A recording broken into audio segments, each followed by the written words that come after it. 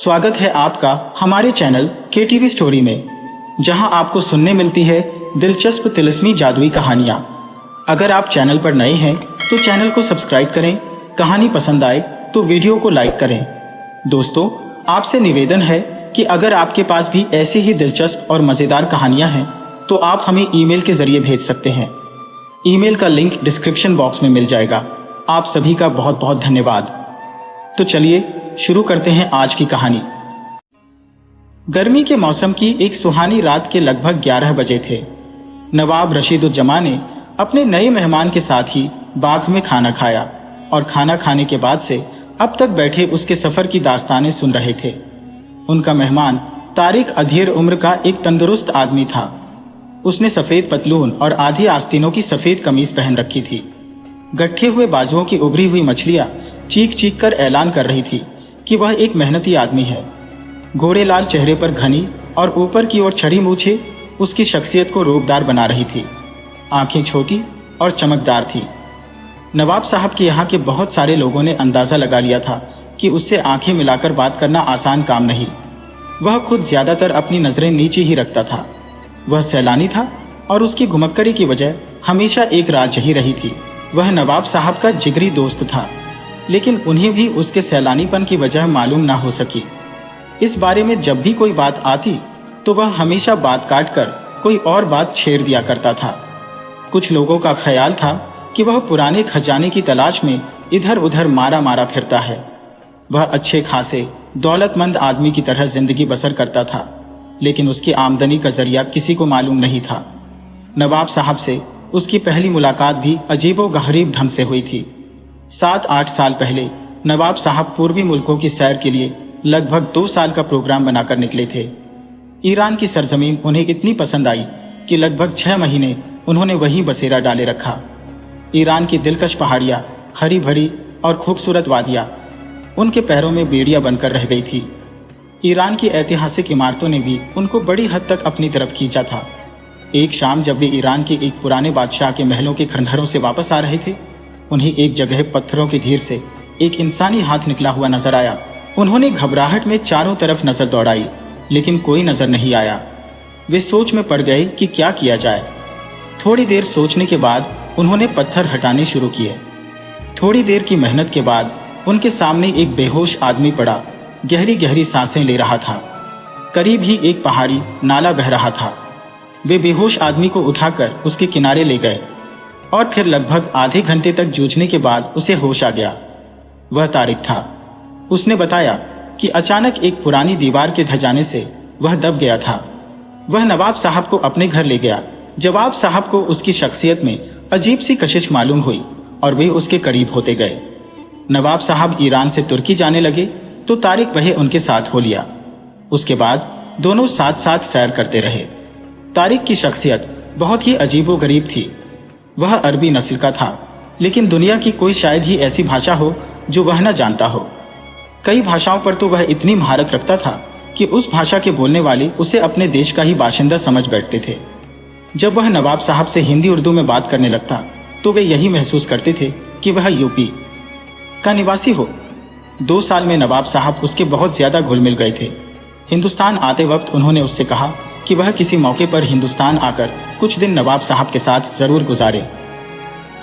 और इस वक्त वह उनके बाग में बैठा उन्हें अपने सफर की दास्तानें सुना रहा था। उसकी गोद में एक नेवला बैठा ऊँघ रहा था। ऐसी अजीबो-गरीब नेवला कम से कम नवाब साहब और उनके घर वालों की नजरों से आज तक न गुजरा था। वह लंबाई में हिंदुस्तानी बिल्ली से किसी तरह कम नहीं था। उसका रंग काला था और पीठ पर 3-4 लंबी लंबी धारियां थी। नवाब साहब की लड़की गजाला बहुत देर से बेचैन नजर आ रही थी। वह उस नेवले के बारे में उससे कुछ पूछना चाहती थी, लेकिन तारिक की बातों का सिलसिला किसी तरह खत्म नहीं हो रहा था। थोड़ी देर बाद गजाला ने महसूस किया कि जैसे वह बोलते बोलते थक गया हो। उसे खामोश होते देख वह झट से बोल पड़ी, मैं इस नेवले के बारे में कुछ जानना चाहती हूँ। हाँ, तारिक मुस्कुराकर बोला, मैंने आज तक इतना खौफनाक नेवला नहीं देखा। हाँ, ये कम ही मिलते हैं और एशिया में तो इनका वजूद ही है। मैंने इसे ब्राजील के जंगलों में पकड़ा था। ये उस वक्त बच्चा था। तो क्या ब्राजील में इस किस्म के नेवले होते हैं? नहीं, ऐसा तो नहीं, ये वहां भी कम ही मिलते हैं। तारिक ने नेवले की पीठ पर हाथ फेरते हुए कहा, इसमें एक बहुत बड़ी खूबी है। वह क्या? इसे कोई चीज सुंघाकर अगर तुम पाताल में छुपा आओ तो यह उसे ढूंढ निकलेगा। अच्छा, तो फिर हमें यह तमाशा आप कब दिखाएंगे? गजाला ने कहा, जब कहो। तो लीजिए, मेरा रूमाल उसे सुंघाइए, मैं उसे कहीं छुपा आऊं। तारिक ने हंसकर रूमाल ले लिया और नेवले की नाक पर रखकर फिर गजाला ही को वापस कर दिया। गजाला कोठी के अंदर चली गई। थोड़ी देर बाद वह वापस आई। अच्छी तरह छुपा दिया है ना? तारिक हंसकर बोला, खूब अच्छी तरह। तारिक ने नेवले को जमीन पर उतार दिया और उसकी पीठ पर हाथ फेरता हुआ बोला, जा ऋषि। नेवला दौड़ता हुआ कोठी की तरफ चला गया। सब लोग हैरान होकर कोठी की तरफ देख रहे थे। कुछ मिनटों के बाद वह लौटा। उसके मुंह में गजाला का रुमाल था। अरे, सबके मुंह से एक साथ निकला। तारिक हंसने लगा। गजाला की आंखें हैरत से फटी हुई थी। मैं इस रुमाल को अपनी किताबों की अलमारी में बंद करके ताला लगाई थी। वह हैरत से बोली, ताला इसके लिए कोई हैसियत नहीं रखता। तारिक ने कहा, लेकिन इसने तुम्हारी खूबसूरत अलमारी बर्बाद कर दी होगी। वह कैसे? उसमें कम से कम इतना बड़ा छेद जरूर हो गया होगा जिसमें से ये आसानी से जा सके। इतनी जल्दी इतना बड़ा छेद कर देना नामुमकिन मालूम होता है। नवाब साहब बोले, अलमारी के तख्ते ज्यादा से ज्यादा 1-1.5 इंच मोटे होंगे। तारिक बोला, यह तो अच्छे खासे शहतीर मिनटों में काट कर रख देता है। आपकी हर चीज अजीबो गरीब है। गजाला ने हैरत से कहा। तारिक मुस्कुराकर खामोश हो गया। वे लोग बातचीत कर ही रहे थे कि सारे बाग में उजाला हो गया। गजाला ने पलट पर देखा और चीख मारकर उछल पड़ी। पुराने अंधे कुएं से अंगारों का फव्वारा फूट पड़ा था। शोले काफी ऊंचाई तक उठ रहे थे। एक अजीब किस्म की झन्नाटीदार आवाज से सारा बाग ही गूंज रहा था। ये क्या था? तारिक जल्दी से बोला और उसके नेवले ने भी इतनी भयानक चीख मारी कि सबके जिस्म कांप गए। वे सब के सब पत्थर के बुतों की तरह खामोश थे। धीरे धीरे अंगारों की बौछार कम होती गई और थोड़ी देर के बाद बाग का माहौल फिर पहले जैसा हो गया। ये क्या तमाशा था? तारिक ने खामोशी तोड़ी। गजाला शक की नजरों से उसकी तरफ देखने लगी। मैं खुद यही सोच रहा हूं। नवाब साहब मरी हुई आवाज में बोले, मालूम होता है कि हम पर कोई मुसीबत आने वाली है। क्या मतलब? तारिक चौंक कर बोला, मैंने वालिद साहब मरहूम की जबानी सुना था कि एक बार दादा के जमाने में भी इस कुएं से अंगारे निकले थे और फिर खानदान में एक के बाद एक मौतों का सिलसिला शुरू हो गया था। अजीब बात है। तारिक उठते हुए बोला, मैं जाकर देखता हूं। नहीं नहीं, नवाब साहब ने उठकर उसे रोकते हुए कहा, उधर मत जाओ। क्यों? मालूम नहीं क्या हो। तारिक हंसकर आगे बढ़ गया। उसका नेवला एक पालतू कुत्ते की तरह उसके पीछे पीछे चल रहा था। जरा एक टॉर्च तो मंगाओ। उसके कुएं में झांकते हुए कहा, भाई मैं कहता हूं लौट आओ। नवाब साहब बोले, टॉर्च? तारिक चीखा। उसकी आवाज में कम कंपाहट थी। नवाब साहब ने एक नौकर से टॉर्च मंगवाई। रशीदुज्जमा, यहां आओ। तारिक टॉर्च की रोशनी कुएं में डालते हुए बोला। रशीदुज्जमा दिल मजबूत करके आगे बढ़े। गजाला ने भी उसने साथ जाना चाहा, लेकिन उन्होंने उसे रोक दिया। वह देखो क्या है? तारिक ने उन्हें कुएं में झांकने का इशारा करते हुए कहा। रशीदुज्जमा चीख मारकर पीछे हट गए। उनके जिस्म से ठंडा ठंडा पसीना छूट रहा था। क्या है अब्बाजान? घासाला उनकी तरफ बढ़ती हुई बोली। जाओ जाओ। नवाब, रशीदुज्जमा पलट कर चीखे, तुम अंदर जाओ, जाओ, चली जाओ। नवाब साहब की आवाज इतनी डरावनी थी कि घासाला एकदम से कोठी की तरफ मुड़ गई। अब क्या किया जाए? तारिक बेचैनी से हाथ मलते हुए बोला। मेरे तो होश ठिकाने नहीं। नवाब साहब कुएं की जगह के करीब ही जमीन पर बैठते हुए बोले। आखिर मामला क्या है? खुदा ही बेहतर जानता है। तो क्या आपकी याददाश्त में इस कुएं से कभी चिंगारियां नहीं निकली? नहीं। नवाब साहब बोले, यह वालिद साहब के बचपन की बात है, तो अपने अपनी जिंदगी में यह पहली बार देखा है। नवाब साहब की आवाज कांप रही थी। वे इस वक्त किसी किस्म के सवाल का जवाब देने के मूड में नहीं थे। तभी कोठी के अंदर से एक अजीबोगरीब किस्म के शोर की आवाज सुनाई दी। अरे ये क्या? तारिक चौंक कर बोला। नवाब साहब भी हैरान होकर कोठी की तरफ देख रहे थे। शोर बढ़ता ही जा रहा था। ऐसा मालूम हो रहा था जैसे कई गीदड़, कुत्ते, उल्लू और न मालूम कौन कौन से जानवर एक साथ चीख रहे थे। साथ ही साथ आदमियों का शोर भी सुनाई दे रहा था। दोनों दौड़कर कोठी की तरफ लपके। अंदर कदम रखते ही उन्हें ऐसा महसूस होने लगा जैसे वे आवाजें दीवारों से निकल रही हो। इतना जोरदार शोर था कि कुछ और सुनाई नहीं दे रहा था। कोठी के सारे लोग कमरों में बंद होकर तरह तरह की डरावनी आवाजें निकाल रहे थे। ये इतने जानवर यहाँ कैसे घुस आए? तारिक ने कहा। उसका नेवला उछलकर उसके सीने से लिपट गया। नवाब साहब इस तरह कांप रहे थे जैसे उन्हें कोई बीमारी हो गई हो। नन्ना जज जाने क्या बात है? नवाब साहब हकलाते हुए बोले। तारिक एक एक कोना तलाश करता फिर रहा था, लेकिन चीखने वाले जानवरों का कहीं पता नहीं चल रहा था। तभी नवाब साहब का सौतेला भाई उछलता कूदता हुआ आ गया। वह उन आवाजों को सुन सुनकर डरावनी हंसी हंस रहा था। उसकी उम्र 40 साल से किसी तरह कम न थी। उसके हाथ में दूध पीने की शीशी थी। जब वह उछल कूद कर थक जाता तो शीशी का दूध चूसने लगता। उसके गले में एक कपड़ा बंधा हुआ था, बिल्कुल वैसा ही जैसा कुछ माएँ अपने बच्चों के गले में इसलिए बांध देती हैं ताकि उनके कपड़े मुंह से बहने वाली लार से बच सके। भाई साहब, तमाशा हो रहा है। वह तालियां बजता हुआ तुतला तुतला कर बोला। चुप रहो, नवाब साहब चीख कर बोले। भाग जाओ यहां से। वह फिर दूध पीते बच्चे की तरह सहम कर घुटनों के बल चलता हुआ एक कमरे में घुस गया। धीरे धीरे शोर कम होता जा रहा था। थोड़ी देर के बाद बिल्कुल सन्नाटा छा गया। तारिक और नवाब हैरत से एक दूसरे का मुंह देख रहे थे।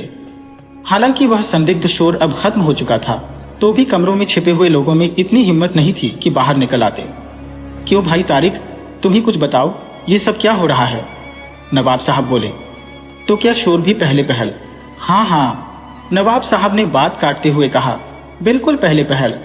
किसी खानदानी रिवायत से भी पता नहीं चलता कि इससे पहले भी कभी इस किस्म का हादसा पेश आया हो। तब तो वाकई हैरत की बात है, मगर अब करना क्या चाहिए? नवाब साहब ने बहुत ही परेशान होकर कहा। कर ही क्या सकते हो? तारिक बोला। मुझे तो यह भूत प्रेत का मामला मालूम होता है, मगर वह कुआं, नवाब साहब ने दबी आवाज में कहा।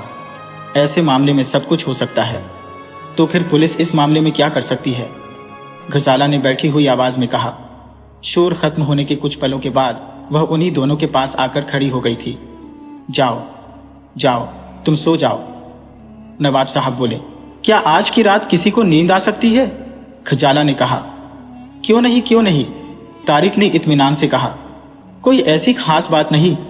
अच्छा, तो तुम यहीं खजाला के पास ठहरो, नवाब साहब ने तारिक से कहा। मैं थाने जाता हूं। नहीं, आप किसी और को भेज दीजिए, मैं आपको नहीं जाने दूंगी। खजाला ने कहा। आप बेकार ही थाने जा रहे हैं, पुलिस इस मामले में कुछ न कर सकेगी। तारिक है तो तुम्हारे पास, डरने की कोई बात नहीं। मैं अभी फौरन वापस आता हूं, तो किसी और को भेज दीजिए ना। ओह, तुम नहीं समझती कि मेरे गए बगैर काम नहीं बनेगा, नवाब साहब ने कहा और बाहर निकल गए। थोड़ी देर बाद कार स्टार्ट होने की आवाज आई। आखिर आप बताते क्यों नहीं कि अब्बा जान थाने किस लिए गए हैं? गजाला ने तारिक से कहा।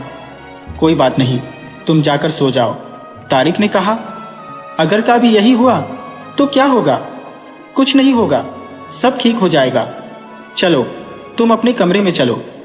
वह गजाला का बाजू पकड़कर उसे उसके कमरे की तरफ ले जाने लगा। उसका नेवला अब उसके कंधे पर बैठा अपनी चमकीली नजरों से चारों तरफ देख रहा था। अब तुम लेट कर सो जाओ, मैं यहीं बैठा हूं। तारिक उसे उसके पलंग पर बिठाकर खुद एक कुर्सी पर बैठता हुआ बोला। नींद नहीं आएगी, कूख जाला ने कहा। आएगी कैसे नहीं, मैं अभी तुम्हें सुलाए देता हूं। गुह साला ने डरी हुई निगाहों से उसकी तरफ देखा। डरो नहीं, तारिक हंसकर बोला। मैं तुम्हें हिप्नोटिज्म के जरिए सुला दूंगा। ओह, तो क्या आप हिप्नोटाइज कर सकते हैं? हाँ, लेट जाओ। हाँ, इस तरह, ठीक। मेरी तरफ देखो, मेरी आंखों में देखो, सो जाओ। तुम सोती जा रही हो, तुम्हें नींद आ रही है, तुम्हारी आंखें बंद हो रही है। गजाला को ऐसा मालूम हो रहा था जैसे तारिक की आंखों से बिजली की लहरें निकलकर उसके जिस्म में चली गई हो। ज़हन सुस्त होता जा रहा है, पलकें बोझिल अंधेरा। और अब उसे ऐसा मालूम हो रहा था जैसे तारिक की आवाज बहुत दूर से आ रही हो। तुम्हारी नींद गहरी होती जा रही है, तुम्हारी नींद गहरी होती जा रही है। और धीरे धीरे आवाज आनी बंद हो गई। चारों तरफ अंधेरा ही अंधेरा था। वह गहरी नींद सो गई थी। तारिक थोड़ी देर तक बैठा उसकी तरफ देखता रहा, फिर उठकर बाहर चला गया। उसके माथे की नसें उभरी हुई थी। आंखों और कनपटियों से ऐसा मालूम हो रहा था कि वह किसी गहरी सोच में है। कमरों में घुसे हुए लोग इस तरह बातें कर रहे थे कि जैसे वे तहखानों में दुबके हुए बमबारी का इंतजार कर रहे हो। तारिक फिर बाग में आ गया। वह थोड़ी देर तक खड़ा कुछ सोचता रहा, फिर धीरे धीरे चलता कुएं के करीब गया। उसके हाथ में दबी हुई टॉर्च की रोशनी कुएं में पड़ रही थी। तभी उसके होठों पर एक भेद भरी मुस्कान आई और वह फिर कोठी की तरफ रवाना हो गया। लगभग आधे घंटे के बाद नवाब साहब एक सब इंस्पेक्टर और 2 कांस्टेबलों के साथ वापस लौटे। कुएं में कई टॉर्चों की रोशनी एक साथ पड़ी और नवाब साहब के मुंह से चीख निकल गई। सब इंस्पेक्टर ने सवालिया निगाहों से उनकी तरफ देखा। तो क्या सचमुच मैं पागल हो जाऊंगा? नवाब साहब इस तरह बोले जैसे ख्वाब में बड़बड़ा रहे हो। आपने तो कहा था, सब इंस्पेक्टर बोला।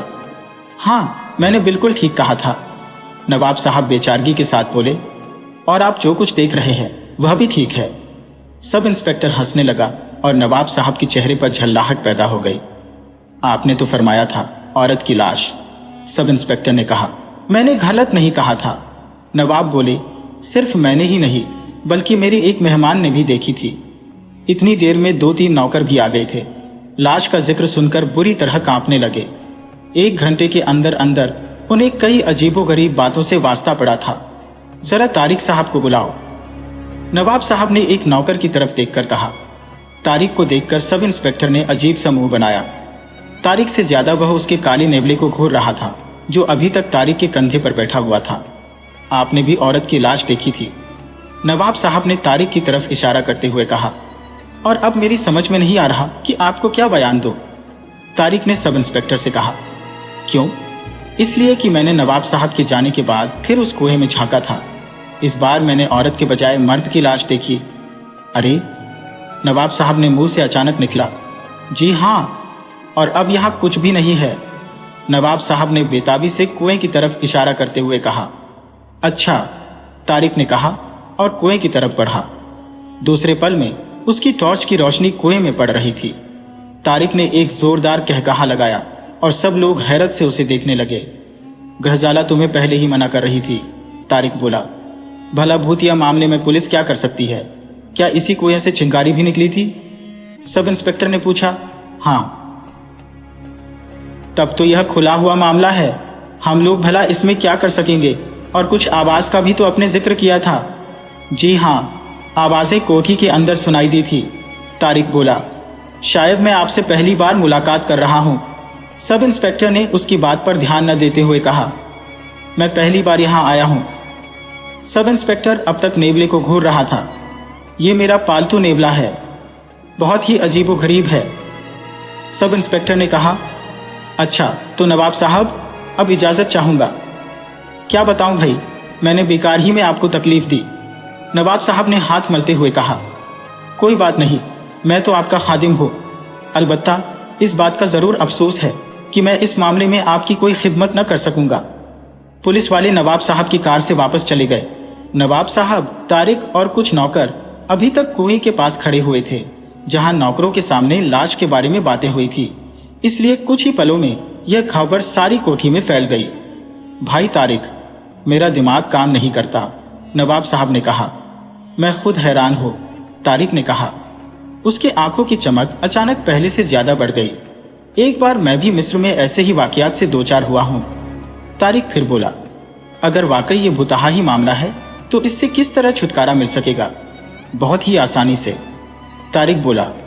क्या आपको कोई ऐसा आदमी नहीं मिल सकता जो खराब रूहों को भागने का काम जानता हो? नवाब साहब कुछ सोचने लगे। बहुत परेशान हो, नवाब साहब बोले। भाई, बात दरअसल यह है कि मैं इन चीजों को नहीं मानता, मगर हाथ से ऐसे पेश आए हैं कि कुछ कहते सुनते नहीं बन पड़ती। नहीं, आपको इन चीजों को मानना चाहिए क्योंकि खराब रूहों का वजूद है, तारिक ने अपने नेवले को कंधे से उतारते हुए कहा। उस रात के बाद से नवाब साहब की कोठी में रोज नई वारदातें होने लगी। लगभग हर रात को कुएं से चिंगारी निकला करती थी और जानवरों की भयानक आवाजों से कोठी का चप्पा चप्पा गूंज उठता था। नवाब साहब के सौतेले भाई परवेज की हालत उस वक्त देखते ही बनती थी। जैसे ही जानवरों की आवाजें सुनाई देती वह उछल कूद मचा देता। बिल्कुल ऐसा मालूम होता कि वह भी उन चीखने वाले जानवरों में से एक है। तारिक का ख्याल था कि परवेज पर भी किसी बहुत बड़े जिन्न का साया है। कभी कभी तो वह यहाँ तक कह देता था कि खुद परवेज ही उन सारी मुसीबतों की जड़ है। लेकिन नवाब साहब उस तरफ ध्यान ही नहीं देते थे। हालांकि परवेज उनका सौतेला भाई था, लेकिन वे उसे बहुत मानते थे। वाकई उन्हीं का दिल गुर्दा था कि एक पागल आदमी की जरूरत का भी बहुत ख्याल रखा जाता था। उन्होंने उसे उसकी मर्जी पर छोड़ दिया था कि वह जिस तरह चाहे जिंदगी बसर करे। उसके लिए 3 पहलवान नौकर रखे गए थे जो उसे गोद में उठाए फिरा करते थे। वह शुरू से ऐसा न था, बल्कि आज से 8 साल पहले उसकी यह हालत हो गई थी। एक बार वह छत से गिर पड़ा। सिर में कुछ ऐसी चोट आई कि अच्छा हो जाने पर भी दिमागी संतुलन बरकरार न रह सका। अच्छे हो जाने के बाद काफी दिनों तक कुछ बोला ही नहीं। बस कभी कभी बच्चे की तरह सिर्फ घूं गा कर लिया करता था। जिस तरह बच्चे धीरे धीरे बोलना सीखते हैं, उसी तरह वह भी फिर से बोलना सीख रहा था। अब लगभग 8 साल गुजर जाने के बाद वह इस काबिल हुआ था कि टूटी फूटी जबान में तुतला तुतला कर दूसरों को अपनी बातें समझा सकता था। नवाब रशीदुज्जमा ने उसके इलाज में कोई कसर नहीं उठा रखी थी, लेकिन उसकी दिमागी हालत ठीक न हुई।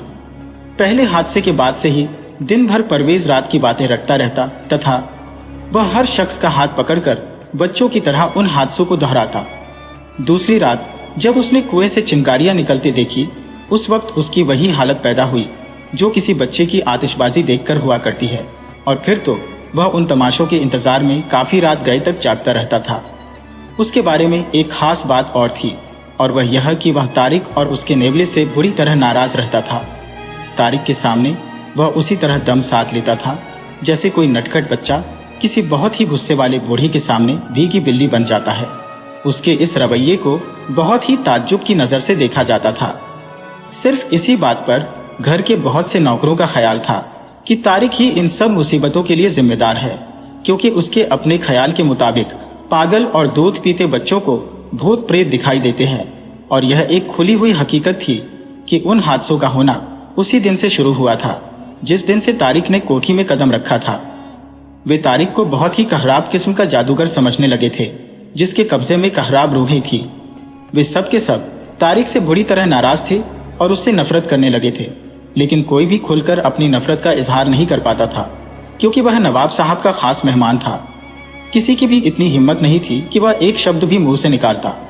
कोठी में होने वाले वाकयात के बारे में आसपास में काफी दूर तक फैल गई थी, और नवाब साहब का मेहमान भी लोगों के खास चर्चे में आ गया था। बहुत सारे लोगों ने नवाब साहब को राय दी कि वे फिलहाल कोठी छोड़कर कहीं और चले जाएं, लेकिन उन्होंने इनकार कर दिया। उनकी मजबूरी के चलते दूसरे लोग भी अभी तक जमे हुए थे, लेकिन दूसरों का समझाना ज्यादा दिनों तक कायम न रह सका। हुआ यह कि अचानक एक दिन अस्तबल में नवाब साहब का कीमती घोड़ा मुर्दा पाया गया। दूसरे दिन एक अच्छी नस्ल का कुत्ता, तीसरे दिन एक गाय मर गई, और फिर तो इसका सिलसिला शुरू हो गया। लगभग रोज किसी न किसी पालतू जानवर की लाश मिलती। इन हादसों के बाद कई नौकर चुपचाप वहां से खिसक गए। उन्हें शायद यह डर था कि कहीं जानवरों के बाद आदमियों का नंबर न आ जाए। हालांकि नवाब साहब अब तक नहीं यकीन कर सके, लेकिन अब उन्हें भी करीब करीब यकीन हो गया था कि यह जरूर कोई रूहानी मामला है। कुएं के अंदर पाई जाने वाली लाश के बारे में उन्होंने बाद में यह सोचकर तसल्ली कर ली थी कि शायद वह नजर का धोखा हो, लेकिन जानवरों की लगातार मौतें किसी तरह नजरअंदाज न की जा सकी। उसी दौरान बहुत सारे मौलवियों और साधु महात्माओं की खिदमत ली गई कि वे किसी तरह कोठी पर कब्जा कर लेने वाली खराब रूहों को भगाएं, लेकिन उनमें से कोई कामयाब न हो सका। तारिक अभी तक उनका मेहमान था। उसकी रहस्य भरी शख्सियत के बिना पर नवाब साहब को भी उस पर कुछ शक होने लगा था, लेकिन वे उससे कुछ कह न सकते थे। उनकी दिली ख्वाहिश थी कि वह किसी तरह चला जाए, जब तक कि नवाब साहब इन मुसीबतों से छुटकारा न हासिल कर लें। नवाब साहब ने 2-1 बार दबी जबान में यह कहा भी था कि सिर्फ उनकी वजह से तकलीफ न उठाए, लेकिन तारिक पर इसका कोई असर न हुआ। शुरू में गजाला का भी यही ख्याल था कि यह कोई रूहानी मामला है, लेकिन मौलवियों और साधुओं के थक हार जाने के बाद उसे यकीन हो गया था कि यह इंसानी साजिश के अलावा और कुछ नहीं। उसने नवाब साहब से भी इसका जिक्र किया और बहुत देर तक अपने अंदाजे पर बहस करती रही, लेकिन नवाब साहब ने उसकी बातें हंसी में उड़ा दी। आखिर ये चीजें इंसानी साजिश का नतीजा कैसे हो सकती हैं? नवाब साहब बोले, ऐसे बहुत सारे वाकयात देखने में आए हैं जिन्हें बेकार समझा गया, लेकिन बाद में उनमें इंसानी हाथ नजर आया। वे और वाकयात होंगे। भला कोई इंसान दरो दीवार से जानवरों को आवाजें किस तरह पैदा कर सकता है? फिलहाल मैं इसका कोई ठीक ठाक जवाब नहीं दे सकती, लेकिन मेरा दावा है कि इसमें किसी आदमी का हाथ है। क्या तुम्हारा इशारा तारिक की तरफ है? नवाब साहब बोले। मेरा इशारा उसकी तरफ नहीं है, गजाला ने कहा। लेकिन क्या यह नहीं हो सकता कि वही इन सारी मुसीबतों का जिम्मेदार हो? हमें तो यह तक नहीं मालूम कि वह रहने वाला कहाँ का है, उसकी कमाई धमाई क्या है, और आप यह भी जानते हैं कि वह कई अजीबोगरीब हरकतें करता है। मैंने उसकी हिप्नोटिज्म वाली बात आपसे बताई थी। किसी के बारे में बेकार ख्याल रखना ठीक नहीं, नवाब साहब बोले। आप बेकार की बातें कर रहे हैं, गजाला बोली। मुझे 100% यकीन है। नवाब साहब खामोश हो गए। मैं सोच रही हूं कि इस मामले में फरीदी साहब की मदद ली जाए। नवाब साहब के मुरझाए हुए चेहरे पर अचानक रौनक आ गई, लेकिन फिर फौरन ही उस पर नाउम्मीदी की धूल की तह चढ़ गई। भला फरीदी इस मामले में क्या कर सकेगा? नवाब साहब ने कहा। बिला वजह उसे बुलाने से क्या फायदा? अगर वे कुछ न भी कर सके तो भी कम से कम कोई अच्छी राय ही दे सकेंगे। मगर वे आएंगे ही क्यों? आएंगे क्यों नहीं? मैंने सुना है कि आजकल वे और उनका असिस्टेंट 3 महीने की छुट्टी पर है। मेरा ख्याल है कि अगर मैं उनसे कहूंगी तो वे इनकार नहीं करेंगे। खैर, कोशिश करो। अगर आ जाए तो अच्छा ही है, लेकिन मैं यही कहूंगा कि वह इस मामले में कोई मदद न कर सकेगा। खैर, अगर कुछ न हो सका तो कम से कम इतना तो हो ही जाएगा कि अगर इसमें किसी आदमी का हाथ है तो वह कुछ दिनों के लिए अपनी हरकतें शायद छोड़ ही दे। आदमी का हाथ? नवाब साहब तंग आकर बोले। भला कोई आदमी दीवारों से जानवरों की आवाजें कैसे निकाल सकता है? और फिर यह कि आए दिन जानवरों की मौत की क्या वजह हो सकती है? कुछ भी हो, लेकिन मुझे 100% उम्मीद है कि फरीदी साहब इस मामले में कुछ न कुछ रोशनी जरूर डालेंगे। नवाब साहब खामोश हो गए। अंधेरी रात अपने काले पंख फैलाए धीरे धीरे पश्चिम से पूरब की तरफ तैर रही थी। लगभग 2 बज गए थे। आज भी पहले की तरह ही कुएं से चिंगारियां निकली थी और जानवरों की आवाजें भी सुनाई दी थी, लेकिन कोठी के लोग कुछ इस तरह इन चीजों के आदी हो गए थे जैसे यह उनके लिए कोई अनोखी बात ही ना हो। वैसे उनके दिलों को एक खटका लगा हुआ था कि देखिए, सुबह किसी जानवर की लाश से वास्ता पड़ता है या आदमी की लाश से। नवाब साहब गजाला के कमरे से उठकर अपने कमरे में चले गए। गजाला ने सोने की कोशिश की, लेकिन नींद न आई। आखिर वह थक हार कर खिड़की के करीब आकर बैठ गई। उसके कमरे में नीले रंग का बल्ब जल रहा था। कमरे की खामोश फिजा में नीले रंग की बोझिल रोशनी कुछ अजीब सी मामूल हो रही थी। गजाला जिस खिड़की के करीब बैठी थी उसका रुख बाग की तरफ था। वह बैठे बैठे अचानक चौंक पड़ी। एक अंधेरा आया, धीरे धीरे कुएं की तरफ रेंग रहा था। गजाला का दिल धड़कने लगा। उसका दिल चाहा कि वह शोर मचाकर घर वालों को जगा दे, लेकिन फिर कुछ सोचकर खामोश हो गई।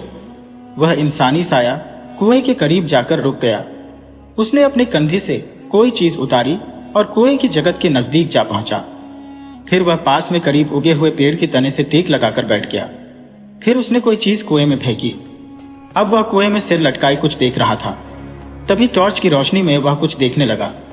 गजाला के मुंह से चीख निकल जाती, लेकिन उसने बड़ी हिम्मत से काम लिया। टॉर्च की रोशनी में उसे उस संदिग्ध आदमी के चेहरे की हल्की सी झलक दिखाई दी। यह तारिक के अलावा और कोई न था। वह शायद पेड़ की टहनियों से रस्सी बांधकर उसी के सहारे कुएं में उतरने जा रहा था। गजाला बुरी तरह कांप रही थी। उसे ऐसा लग रहा था जैसे उसकी आवाज बैठ गई हो और अब वह कभी न बोल सकेगी। तारिक कुएं में उतर गया।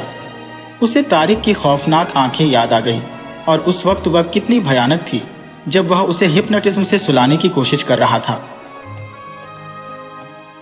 गजाला की आंखें बोझिल होने लगी। एक अजीब सी सनसनाहट उसे अपने सारे जिस्म में दौड़ती लग रही थी।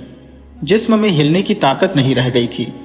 वह वहीं कुर्सी से टेक लगकर गहरी नींद में सो गई। न जाने वह कब तक उसी हाल में सोती रही।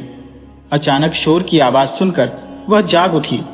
सुबह हो गई थी, लेकिन सूरज अभी तक नहीं निकला था। पूरब में लाली छा गई थी। शोर की आवाज बाग की तरफ से आ रही थी। उसने खिड़की से देखा, कुएं के पास लोगों की भीड़ लगी ही है। गहजाला झपट कर बाहर निकली। अभी वह कुछ ही कदम गई होगी कि उसने देखा 2 नौकर परवेज को उठाए हुए कोठी की तरफ ला रहे थे। उनके पीछे नवाब साहब और तारिक थे। क्या हुआ? गजाला एकदम से बोल उठी। न जाने कब से कुएं के करीब बेहोश पड़ा था। नवाब साहब घबराहट में बोले। अचानक गजाला को रात की बातें याद आ गई। उसने तारिक की तरफ देखा। वह कुछ कहने वाली थी कि तारिक ने अपनी झुकी हुई आंखें ऊपर उठाई। गजाला कांप गई। तारिक से आंखें मिलते ही ऐसा मालूम हुआ जैसे किसी ने उसकी जबान पकड़ ली हो। उसके सारे जिस्म में थरथरी सी पैदा हो गई। उसकी बदलती हुई हालात का एहसास करीब करीब सबको हो गया। घबराओ नहीं, अभी ये होश में आ जाएगा, कोई खतरे की बात नहीं, तारिक उसके कंधे पर हाथ रखते हुए बोला। अचानक उसके जिस्म की थरथरी हट गई और उसे ऐसा लगा जैसे वह एक पत्थर के बुत की तरह खामोश हो गई हो। हालांकि उसे अपने दिल की धड़कन पर भी शक होने लगा कि कहीं अचानक बंद तो नहीं हो गई। वह कंधा जिस पर तारिक ने हाथ रखा था बिल्कुल सुन्न होकर रह गया था। तारिक के कंधे पर उसका अजीबो गरीब नेवला बैठा अखरोट कुतर रहा था। परवेज को सोफे पर लिटा दिया गया। वह गहरी गहरी सांसें ले रहा था। वह होश में जरूर आ गया था, लेकिन ऐसा लग रहा था जैसे उसकी जबान बंद हो गई हो। फौरन ही एक डॉक्टर को बुलाया गया, जिसने दिलासा दिया कि घबराने की कोई बात नहीं है। कुछ देर बाद वह बोलने के काबिल हो गया।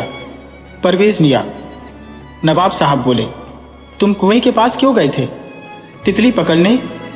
परवेज तुतलाकर बोला। उसके पल्लू में चांद सितारे टंके थे।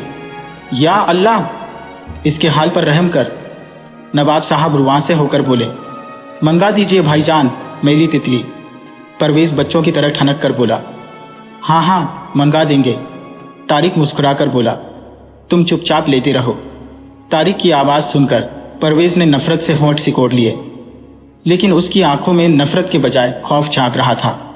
उसने बहुत कोशिश की कि वह रात का वाकया बयान कर दे, लेकिन हिम्मत न पड़ी। मालूम नहीं कि वह कौन सी ताकत थी जो हर बार उसकी जबान रोक देती थी।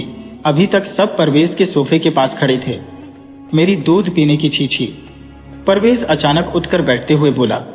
अभी मनवाए देता हूं। नवाब साहब बोले। परवेज की दूध पीने की शीशी कुएं की जगत के करीब टूटी ही पड़ी थी। तुम किस वक्त वहां गए थे? तारिक ने परवेज से पूछा। जब काली बिल्ली पर ऊंट बैठा पानी पी रहा था, परवेज ने जवाब दिया। मालूम होता है रात इन्हें किसी खबीस ने घेर लिया था। तारिक कुछ सोचते हुए बोला। ए गजाला, इसे यहां से हटा दो। परवेज ने अपनी आंखें बंद करते हुए गजाला से कहा। नहीं तो यह मार डालेगा। गजाला के रहे सहे शक भी परवेज के इस जुमले पर साफ हो गए और उसे यकीन हो गया कि इन शैतानी हरकतों में तारिक का हाथ है। जिस तरह वह अनजाने में उसके खिलाफ कह नहीं सकती, इसी तरह शायद परवेज भी डरता है।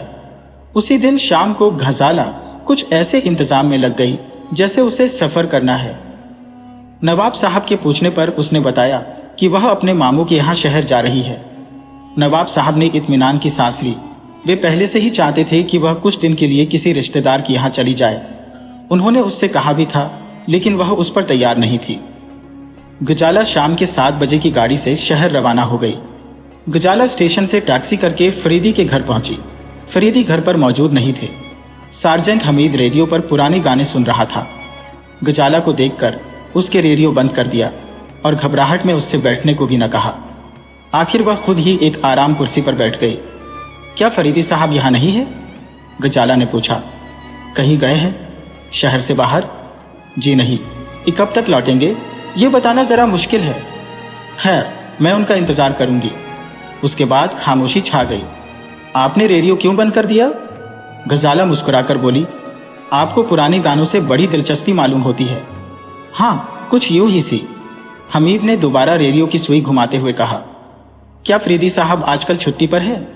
जी हाँ। और आप भी? जी। फिर खामोशी छा गई। थोड़ी देर बाद हमीद उठा। तो आप भी कहीं जा रहे हैं? जरा चाय के लिए कह दूं? ओह, तकलीफ न कीजिए। तकलीफ की कोई बात नहीं।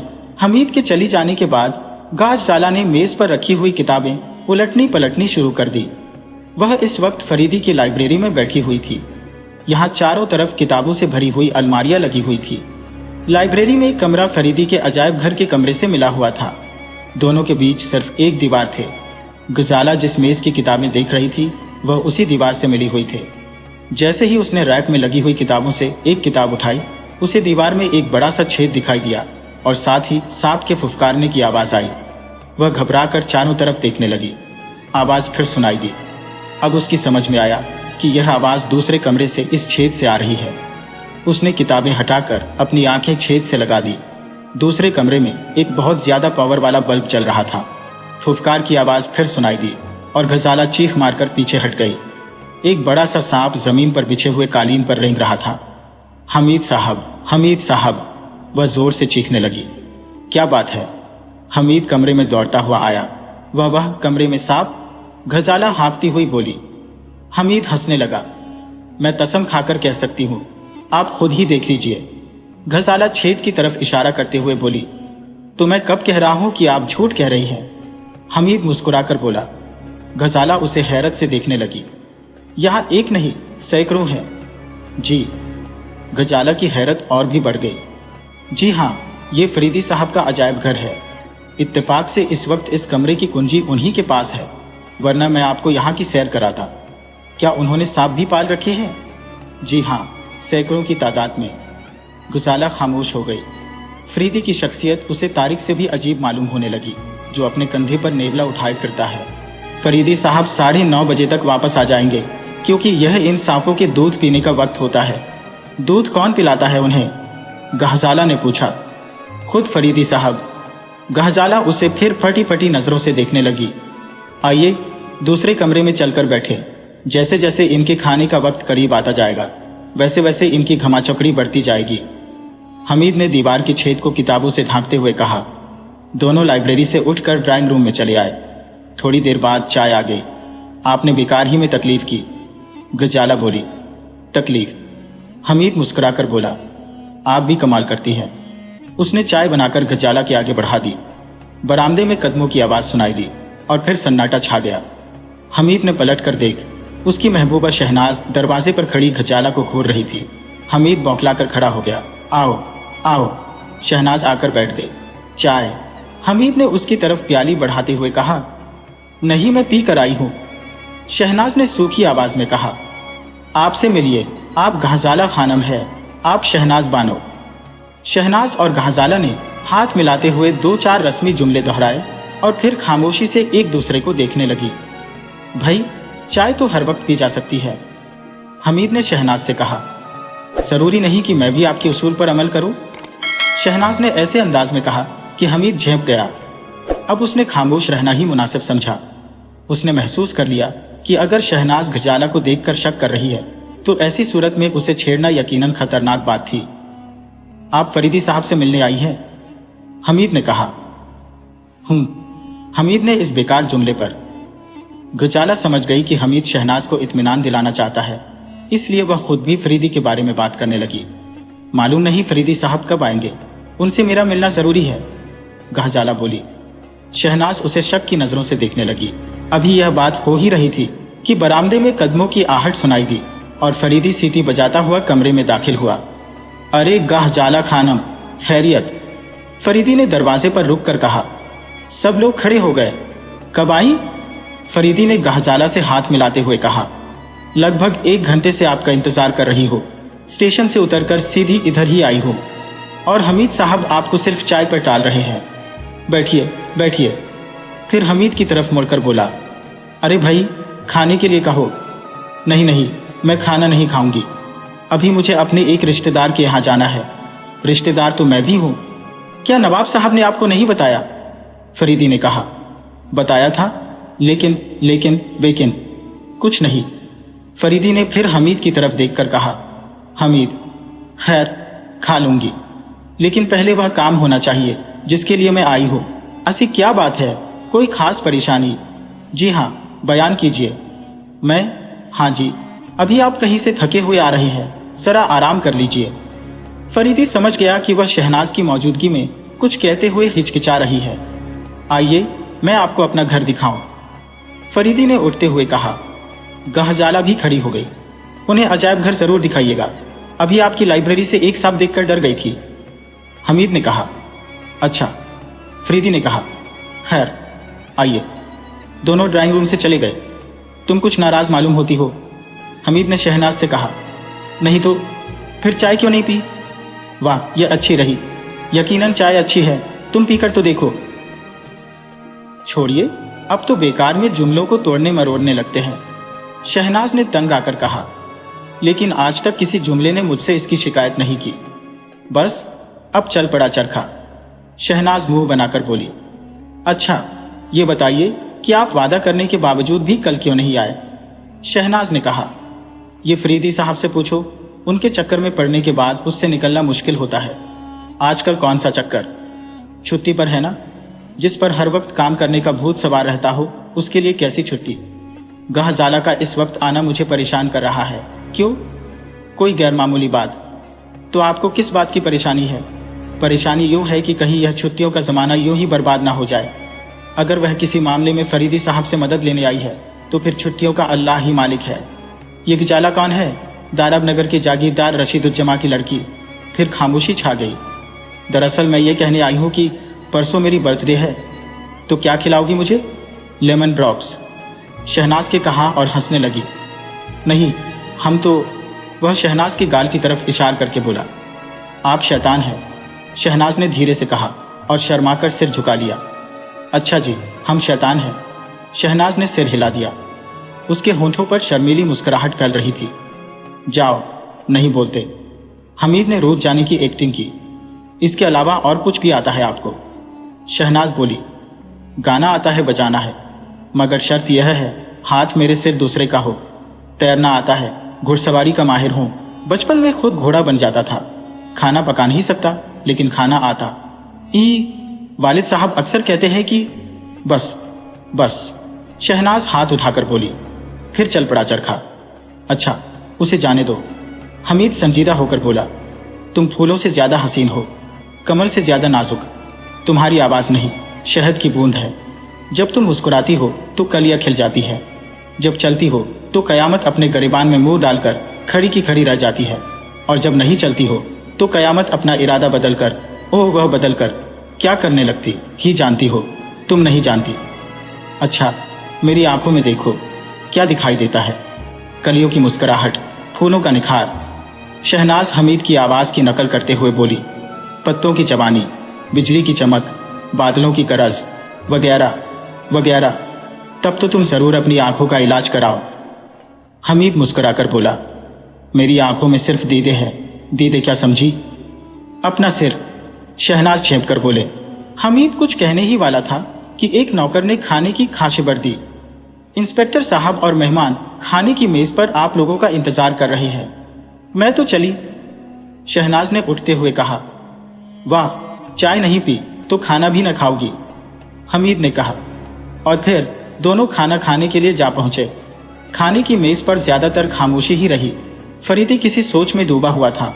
इस हाल में देखकर हमीद का माथा ठनका। फरीदी का इस तरह सोच में डूब जाना खास मौकों पर ही दिखाई देता था। खाना खाने के बाद थोड़ी देर तक इधर उधर की बातें होती रही।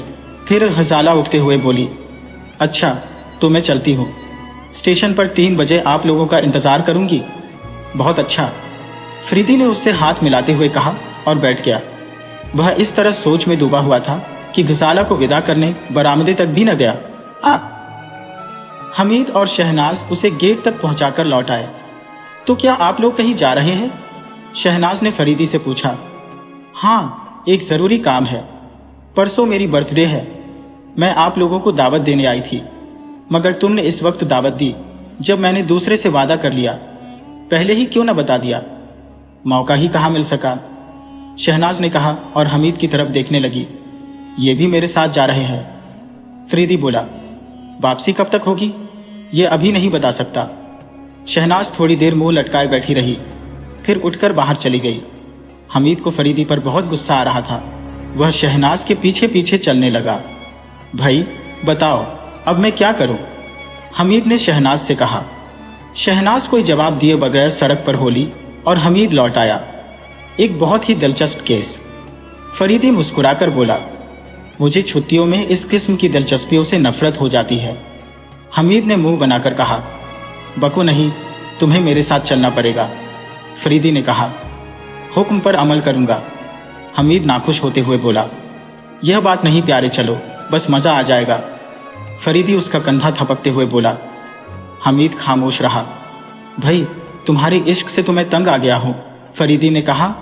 खुदा करे कि आपको भी किसी से हो जाए, हमीद जलकर बोला। उसी दिन खुदकुशी का लूंगा बरखुदार, फरीदी अपने सीने पर हाथ मारकर बोला। तो थोड़ी देर के लिए मान लीजिए कि आपको इश्क हो गया। उफ, तो इतना तंग आ गए हो मुझसे, फरीदी ने कहा। खैर, जाकर अपना सामान ठीक करो, हमें 3 बजे की गाड़ी से दाराब नगर जाना है। हमीद खामोशी से अपने कमरे की तरफ चला गया और फरीदी ने सिगार सुलगाकर टहलना शुरू कर दिया। गुजाला स्टेशन पर दोनों का इंतजार कर रही थी। फरीदी और हमीद वक्त पर पहुंच गए। उनका सामान फर्स्ट क्लास कंपार्टमेंट में रख दिया गया। ट्रेन पर गजाला ने फिर वही बात छेड़ दी। हमीद को इस बारे में अभी तक कुछ भी मालूम नहीं था, बस उसको चूंकि जाना ही पड़ रहा था, इसलिए उसने अपनी नाराजगी जाहिर करने के लिए फरीदी से यह भी न पूछा था कि आखिर दाराब नगर जाने की वजह क्या है। लेकिन ट्रेन पर जब इसकी बात चलने लगी तो उसकी दिलचस्पी भी बढ़ गई। उसकी फितरत भी अजीब थी। काम के मौकों पर वह हमेशा ऐसी बात करने लगता जैसे वह बहुत ही निकम्मा और कामचोर आदमी हो, लेकिन हकीकत में ऐसा नहीं था। जब वह किसी काम में लग जाता था तो उसे पूरी जिम्मेदारी के साथ निभाता था। खतरनाक मौकों पर देखने में वह एक डरपोक किस्म का मजाकिया बंदा लगता था, लेकिन खुद उसके दिल की गहराइयों में खौफ की एक छोटी सी भी लहर न होती थी। फरीदी उसकी फितरत को अच्छी तरह से जानता था और यह भी कि उससे किस तरह काम लिया जा सकता है। गजाला ने तारिक और उसके अजीबोगरीब नेवले का जिक्र छेड़ रखा था। मालूम नहीं क्यों फरीदी की मौजूदगी में उसे तारिक की खौफनाक आंखें नहीं याद आई। आईने बहे, ऐसा नेवला आज तक नहीं देखा, हमीद ने कहा। यकीनन वह एक अजूबा चीज है। ब्राजील के पुराने लोग उससे शाकी कहते हैं और बहुत अदब से उसका नाम लेते हैं, क्योंकि वह उनका एक देवता है। एक खास त्योहार के मौके पर वे उसकी खूब पूजा करते हैं। यकीनन तारिक को उसे पाने में बड़ी मुश्किलों का सामना करना होगा। फरीदी सिगार का कश लेकर खामोश हो गया। मेरा ख्याल है कि आप इस नेवले के बारे में तारिक से भी ज्यादा जानते हैं, गजाला ने कहा। फरीदी ने कोई जवाब न दिया। वह अपने ख्यालों में खोया हुआ था। तभी उसने चौंक कर कहा, क्या यह वही तारिक तो नहीं जो दुनिया की बहुत सी भाषाएं जानता है? हाँ, लेकिन क्या आप उसे जानते हैं? फरीदी ने कोई जवाब न दिया। उसकी आंखें ट्रेन के बाहर फैले हुए अंधेरे में घूर रही थी। हमीद अच्छी तरह जानता था कि फरीदी ऐसे मौकों पर बात करना पसंद नहीं करता जब वह किसी गहरी सोच में हो, इसलिए उसने गजाला को अपनी बातों में लगा लिया। वह उससे सारी जानकारी लेता रहा। फरीदी फिर चौंका।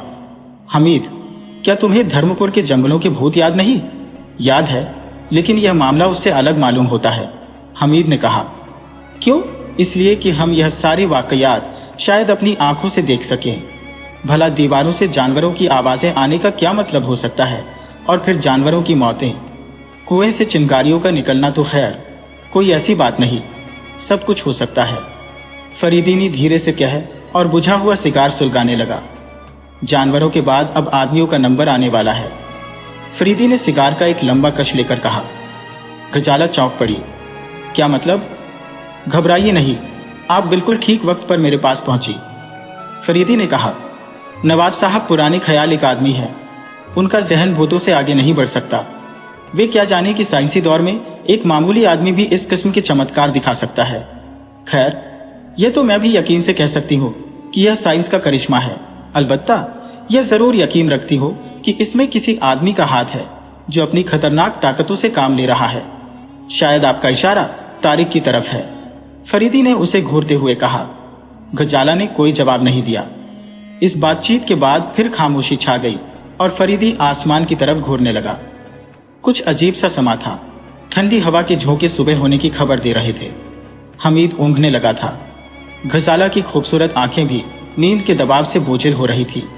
सिर्फ फरीदी के चेहरे पर ताजगी नजर आ रही थी, जैसे वह रात भर सोते रहने के बाद सूरज निकलने से पहले उठ गया हो। थकान के आसार भी नहीं मालूम होते थे। अलबत्ता उसकी आंखें गहरे सोच विचार का पता दे रही थी। लगभग 6 बजे वे लोग दाराब नगर पहुंच गए। कोठी के गेट में दाखिल होते ही गजाला का दिल बुरी तरह धड़कने लगा।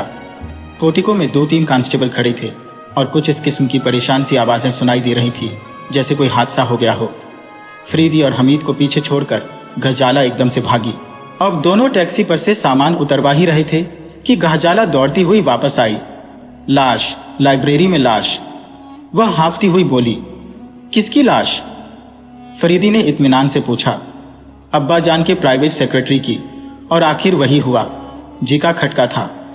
फरीदी ने सामान वहीं छोड़कर आगे बढ़ते हुए कहा। घसाला उसका हाथ पकड़े हुए तेज कदमों से कोठी की तरफ जा रही थी। कई कमरों से गुजरते हुए वे लाइब्रेरी के बरामदे में पहुंचे। यहाँ घर के सारे नौकर इकट्ठा थे और दोनों को आता देखकर इधर उधर हट गए।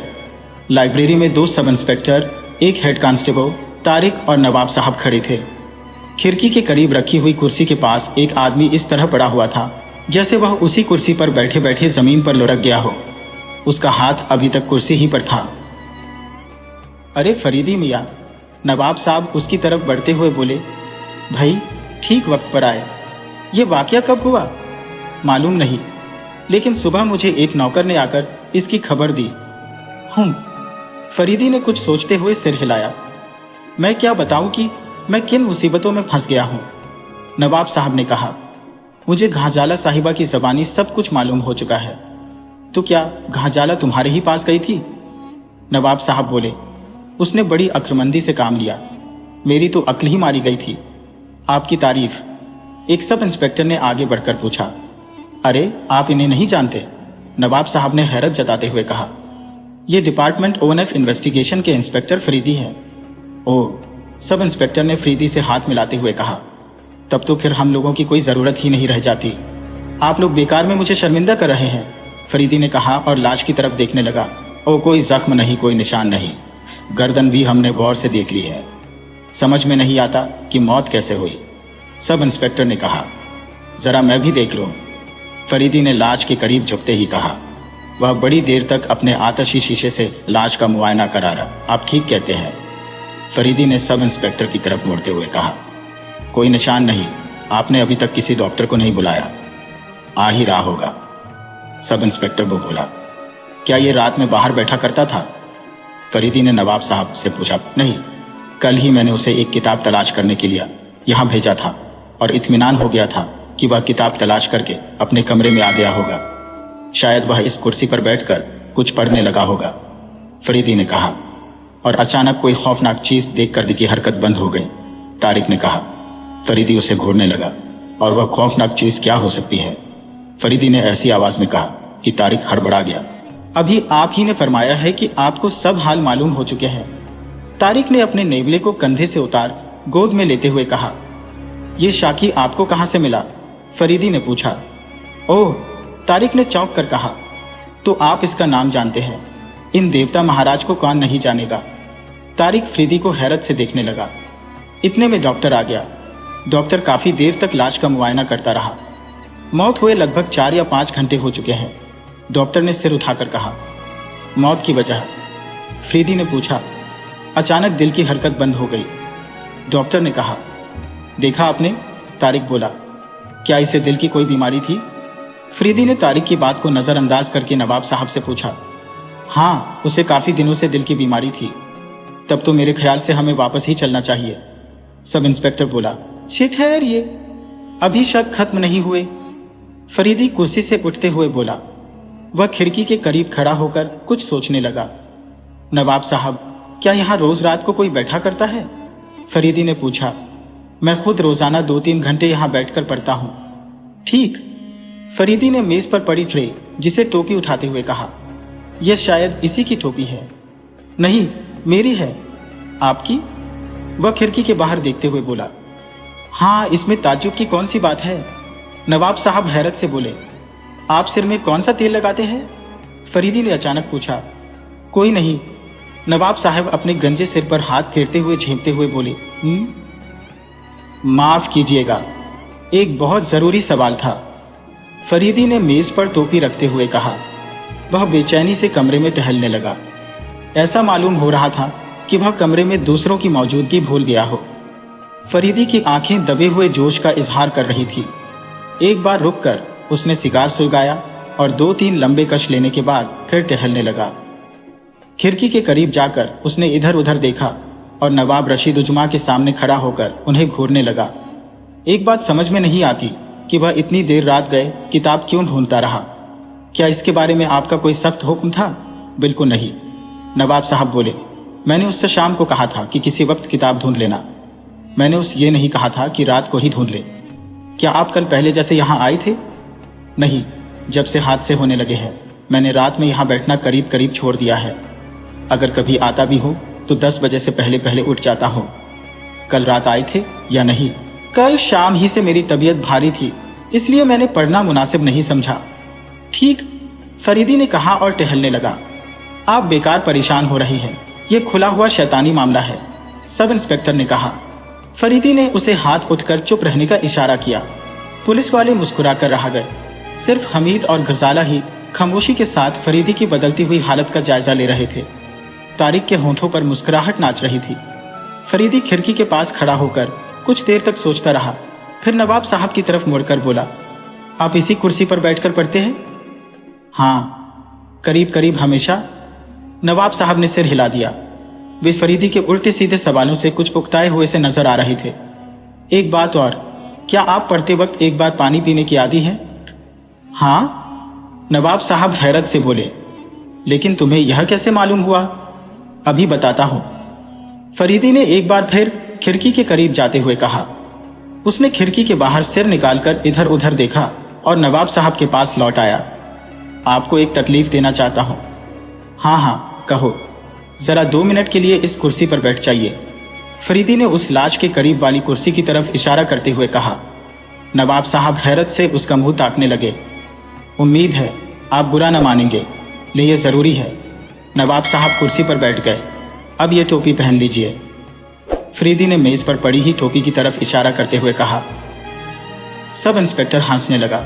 नवाब साहब भी नाराज हुए, लेकिन फरीदी की कड़ी नजरों ने तंजिया अंदाज में मुस्कुराते हुए चेहरों पर एक बार फिर संजीदगी फैला दी। नवाब साहब ने टोपी पहन ली। मैं 1 मिनट में आया। फरीदी ने हमीद का हाथ पकड़कर उसे बाहर ले जाते हुए कहा। दोनों लाइब्रेरी के पीछे आकर खड़े हो गए। देख रहे हो, हमीद, फरीदी ने कहा, खिड़की से सिर्फ नवाब साहब की टोपी दिखाई से रही है और उनकी पीठ हमारी तरफ है और उस खिड़की की ऊंचाई भी तुम देख रहे हो। तो क्या? हमीद की आंखों से हैरत की झलकियां दिखाई दी। तुम यहीं ठहरो और उनका ख्याल रखना। फरीदी ने खिड़की के नीचे पड़ी हुई एक टूटी हुई सुराही के ठीकरों की तरफ इशारा करते हुए कहा। हमीद उसे हैरत से देखने लगा। इन पर नजर रखना, कोई इन्हें छूने न पाए, फरीदी ने कहा और लाइब्रेरी में चला गया। नवाब साहब उसकी तरफ देखने लगे। अब उठ जाइए, यहाँ का काम खत्म, फरीदी ने कहा। नवाब साहब उठ गए। हर एक की हैरान निगाहें फरीदी के चेहरे पर लगी हुई थी। अब अगर आप लोग एक दिलचस्प तमाशा देखना चाहें तो मेरे साथ आइए। फरीदी हेड कांस्टेबल की तरफ मुड़कर बोला। दीवान जी, आप यहीं लाश के आपस ठहरिए। हेड कांस्टेबल के अलावा और सब लोग फरीदी के साथ लाइब्रेरी के पीछे आ गए। हमीद अभी तक खड़ा ठीकरों की निगरानी कर रहा था। फरीदी ने इधर उधर देखा। एक कमरे की खिड़की में लटके हुए पीतल के बड़े से गोले में एक भारी भरकम तोता बैठा ऊँघ रहा था। उसके एक पैर में सुनहरे रंग की एक जंजीर पड़ी हुई थी। जंजीर से दूसरा सिरा गोले में लटका हुआ था। बहुत खूबसूरत तोता है, फरीदी ने तारीफ करते हुए कहा। नवाब साहब उसका मुंह देखने लगे। क्या आप इसे यहाँ मनवा सकते हैं? फरीदी ने नवाब साहब से कहा। क्यों नहीं, नवाब साहब ने कहा, लेकिन उनकी नजरों में नफरत की झलकियां दिखाई दे रही थी। फरीदी ने इसे महसूस किया, लेकिन सिर्फ मुस्कुरा कर रहा गया। नवाब साहब के इशारे पर एक नौकर तोते को खिड़की से उतार लाया। फरीदी खिड़की के नीचे पड़े हुए ठीकरों की तरफ बढ़ा। एक बड़ा सा ठीकरा जिसमें थोड़ा सा पानी था उठाकर तोते के करीब लाया और उसकी चोंच से लगा दिया। तोता पानी पीने लगा। अभी वह पानी पी ही रहा था कि तारिक का नेवला उछलकर फरीदी के हाथ पर आ गिरा। ठीकरा उसके हाथ से छूट गया। फरीदी ने मुस्कुराकर तारिक की तरफ देखा। मुझे अफसोस है जनाब। तारिक ने माफी मांगते हुए नेवले को पकड़ लिया। खेल वाकई बड़ा दिलचस्प है, नवाब साहब व्यंग्यात्मक अंदाज में बोले। देखते जाइए, असल खेल तो अभी शुरू ही नहीं हुआ, फरीदी ने मुस्कुराकर जवाब दिया। जरा एक खाली बोतल मनवाइए, फरीदी ने नवाब साहब से कहा। फरीदी ने तोते को अपने हाथों में ले लिया। उसके तेज निगाहें तोते का गहरा जायजा ले रही थी। हमीद, बाकी ठीकरों का पानी एहतियात से इस बोतल में डाल लो, फरीदी ने बोतल नौकर के हाथ से लेते लेकर हमीद की तरफ बढ़ाते हुए कहा।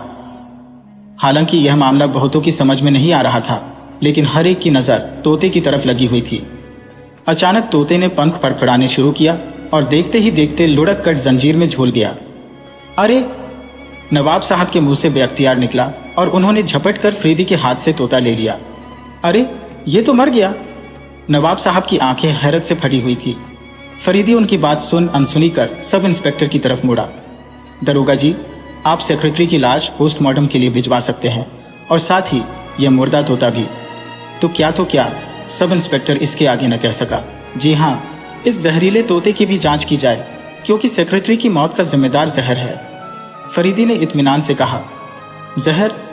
नवाब साहब के मुंह से बेअख्तियार निकला। जनाबे आला, फरीदी ने कुछ झुकते हुए कहा, और यह भी साफ रहे कि जहर देने वाले का निशाना खुद आप थे। वह तो कहिए कि सेक्रेटरी की मौत आ गई थी। मैं? नवाब साहब चौंक कर बोले। जी हाँ, मगर कैसे? बहुत ही मामूली बात है। आइए लाइब्रेरी में चलकर आपको समझाऊं। फरीदी ने तारिक की तरफ मुस्कुराते ही देखा। सब लोग फिर लाइब्रेरी में चले आए। फरीदी की बात सुनकर गाहजाला की हालत बिगड़ रही थी। सेक्रेटरी की मौत की जिम्मेदार शायद आपकी टोपी है, फरीदी ने कहा। तुम पहेलियां बुझवा रहे हो? जो कुछ कहा हो साफ साफ कहो, नवाब ने साहब उकताकर कहा। मैं दिल का मरीज हूं। ठहरिए, अभी आपने मुझे बताया कि आप कोई तेल इस्तेमाल नहीं करते, लेकिन जरा इस टोपी का अंदर का हिस्सा सूंघिए। फरीदी ने टोपी नवाब साहब की तरफ बढ़ाते हुए कहा। नवाब साहब ने टोपी को लेकर सूंघ और सिर हिलाने लगे। ऐसी ही खुशबू उसके सिर में भी मौजूद है। फरीदी ने लाश की तरफ इशारा करके कहा। रात पड़ते वक्त शायद उसने आपको टोपी पहन ली थी। मैंने आपको यह टोपी पहनाकर उस कुर्सी में बैठने के लिए कहा था। बाहर जाकर देखा तो उधर से सिर्फ आपका सिर नजर आ रहा था और पीठ मेरी तरफ थी। जहर देने वाला समझा शायद आपकी लाइब्रेरी में बैठे हुए हैं। मैंने आपसे पढ़ते वक्त बार बार पानी पीने के बारे में पूछा था। मेरा ख्याल सही निकला। मैं उस खिड़की पर अनगिनत गोले देखकर इस नतीजे पर पहुंचा था कि यहाँ सुराही रखी जाती है और गोले उसकी भीगी हुई पेंदों के निशान के अलावा किसी और चीज के नहीं हो सकते। कातिल शायद आपकी इस आदत को अच्छी तरह से जानता था। उसने पीछे ही से हाथ बढ़ाकर यहाँ रखी हुई सुराही में जहर डाल दिया। ये तो आपने देखा ही है जहर कितना असरदार साबित हुआ है। सिर्फ 2 मिनट में तोते की जान निकल गई। आपका सेक्रेटरी भी शायद बहुत ज्यादा सिगरेट पीता था, जैसा कि मेज पर रखी हुई एश ट्रे से मालूम होता है, और गर्मियों में सिगरेट पीने के बाद प्यास जरूर लगती है। उसने सुराही का पानी पिया और फिर तो आप जानते ही हैं। कातिल बाद में अपनी इस हरकत को देखने आया और जल्दी में सुराही को हाथ मारकर नीचे गिरा दिया। उसकी यह जल्दबाजी किसी गलती के अचानक एहसास ही का नतीजा हो सकती है। उसने यह भी न सोचा कि सुराही की टूटने की आवाज सुनकर करीब के लोग जाग भी सकते हैं। फरीदी रुक कर सिगार सुलगाने लगा। लेकिन यह आप कैसे कह सकते हैं कि मरने वाला उस वक्त भी यह टोपी पहने हुआ था जब जहर देने वाले ने बाहर से देखा? सब इंस्पेक्टर ने कहा। उसके बारे में तो मैं नहीं कह सकता, फरीदी ने कहा। यह मेरा अंदाजा है जो गलत भी हो सकता है। बहरहाल नवाब साहब को एहतियात से काम लेना चाहिए। एक सेक्रेटरी की जान लेने के लिए इतना ऊधम मचाने की क्या जरूरत हो सकती है? ऊधम से क्या मतलब? नवाब साहब बोले। जानवरों की मौतें, दरिंदों की आवाजें और आग उगलता हुआ कुआं, फरीदी ने कहा, और सामने की दीवार आज नजरें गाड़ दे। वह कुछ सोच रहा था। तारिक अपने नेवले को कंधे पर बिठाई बेताबी से टहल रहा था। गहजाला के चेहरे के उतार चढ़ाव से ऐसा मालूम हो रहा था जैसे वह करीब करीब बेहोश होने वाली है। दरोगा जी, इस बोतल को सील कर दीजिए। फरीदी ने बोतल हमीद के हाथ से लेकर सब इंस्पेक्टर की तरफ बढ़ाते हुए कहा। उसी बोतल में हमीद ने टूटी हुई सुराही के ठीकरों का पानी इकट्ठा किया था। फरीदी नवाब साहब की तरफ मुड़ा। एक बात समझ में नहीं आती कि आखिर इतनी रात गए वह लाइब्रेरी में बैठा क्या कर रहा था। डॉक्टर की रिपोर्ट के मुताबिक लगभग 2-2:30 बजे उसकी मौत हुई। क्या वह आपके घर में होने वाले हादसों से परेशान नहीं था? मेरा ख्याल है कि यहाँ रात को तो कोई अपने पलंग से उठने की हिम्मत भी नहीं कर सकता होगा। तुम्हारा ख्याल बिल्कुल सही है, नवाब साहब बोले। फरीदी फिर ख्यालों में डूब गया। गज्जाला का दिल चाह रहा था कि वह बता दे कि उसने एक आदमी को एक रथ कुएं में उतरते देखा था, लेकिन तारिक सामने ही खड़ा था। उससे आंख मिलते ही उसे अपना खून नसों में मानो जमता हुआ महसूस होने लगा।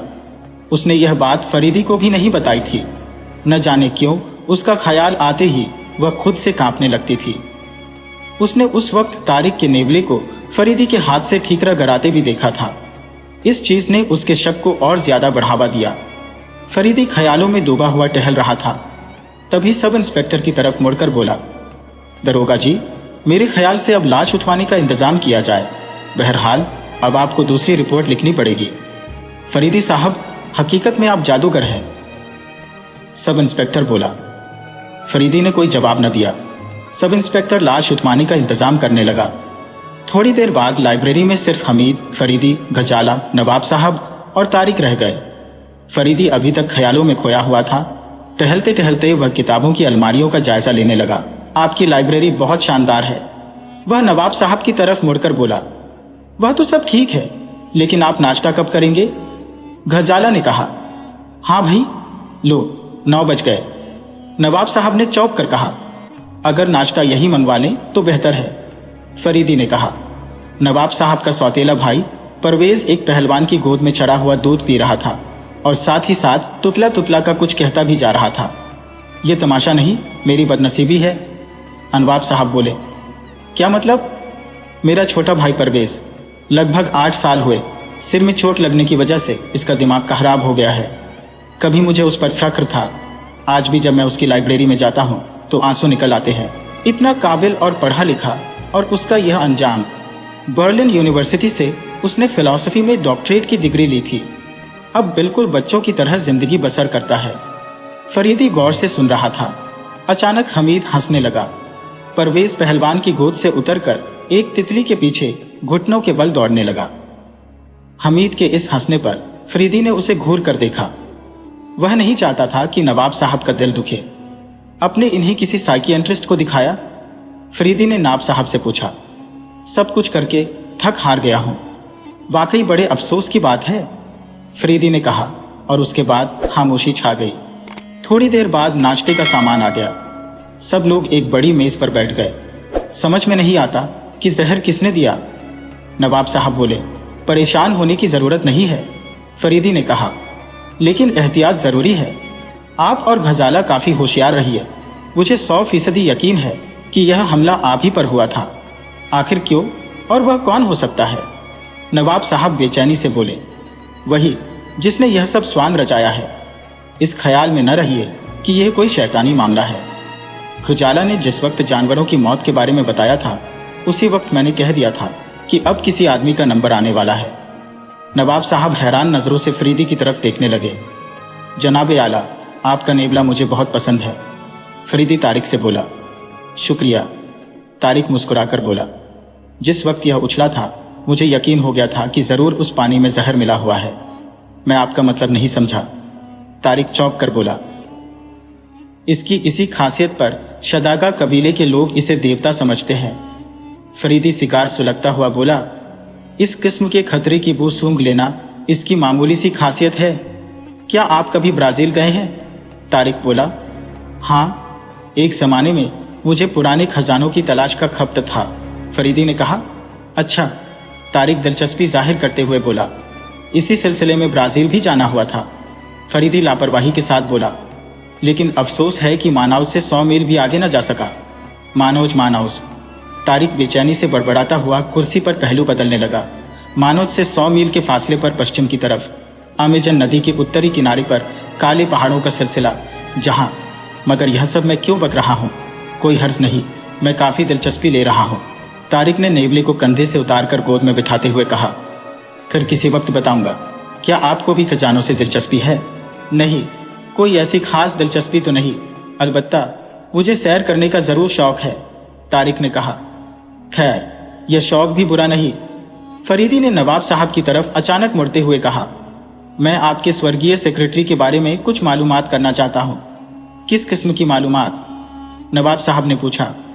पहली बात यह कि वह आपके यहाँ कितने दिन से नौकरी कर रहा था। उसकी परवरिश ही इस घर में हुई थी। उसका कोई रिश्तेदार? कोई नहीं। बहुत पहले मुझे एक पुराने मंदिर के पास पड़ा मिला था।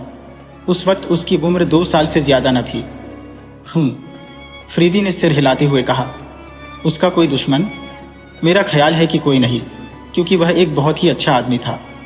क्या आप बता सकते हैं कि वह किस किस्म की किताबें पढ़ा करता था? यह बताना मुश्किल है। अपने कौन सी किताब ढूंढने के लिए उसे भेजा था? एक किताब जो इसी इमारत के बारे में थी। फरीदी अचानक उछल पड़ा। इस इमारत के बारे में क्या आपने उस पढ़ा था? हाँ, एक बार 2-1 पन्ने को पढ़ने का इत्तेफाक हुआ था। कोई खास बात थी उसमें? जाहिर ही कि अगर कोई खास बात होती तो 2 ही 1 पन्ने पढ़कर क्यों रह जाता। ओह, खास बात जरूर थी, मगर खैर यह बताइए कि अचानक आपको उसे तलाश कराने की कौन सी जरूरत पड़ गई थी? फरीदी ने कहा। नवाब साहब फिर कुछ उकताए हुए से नजर आने लगे।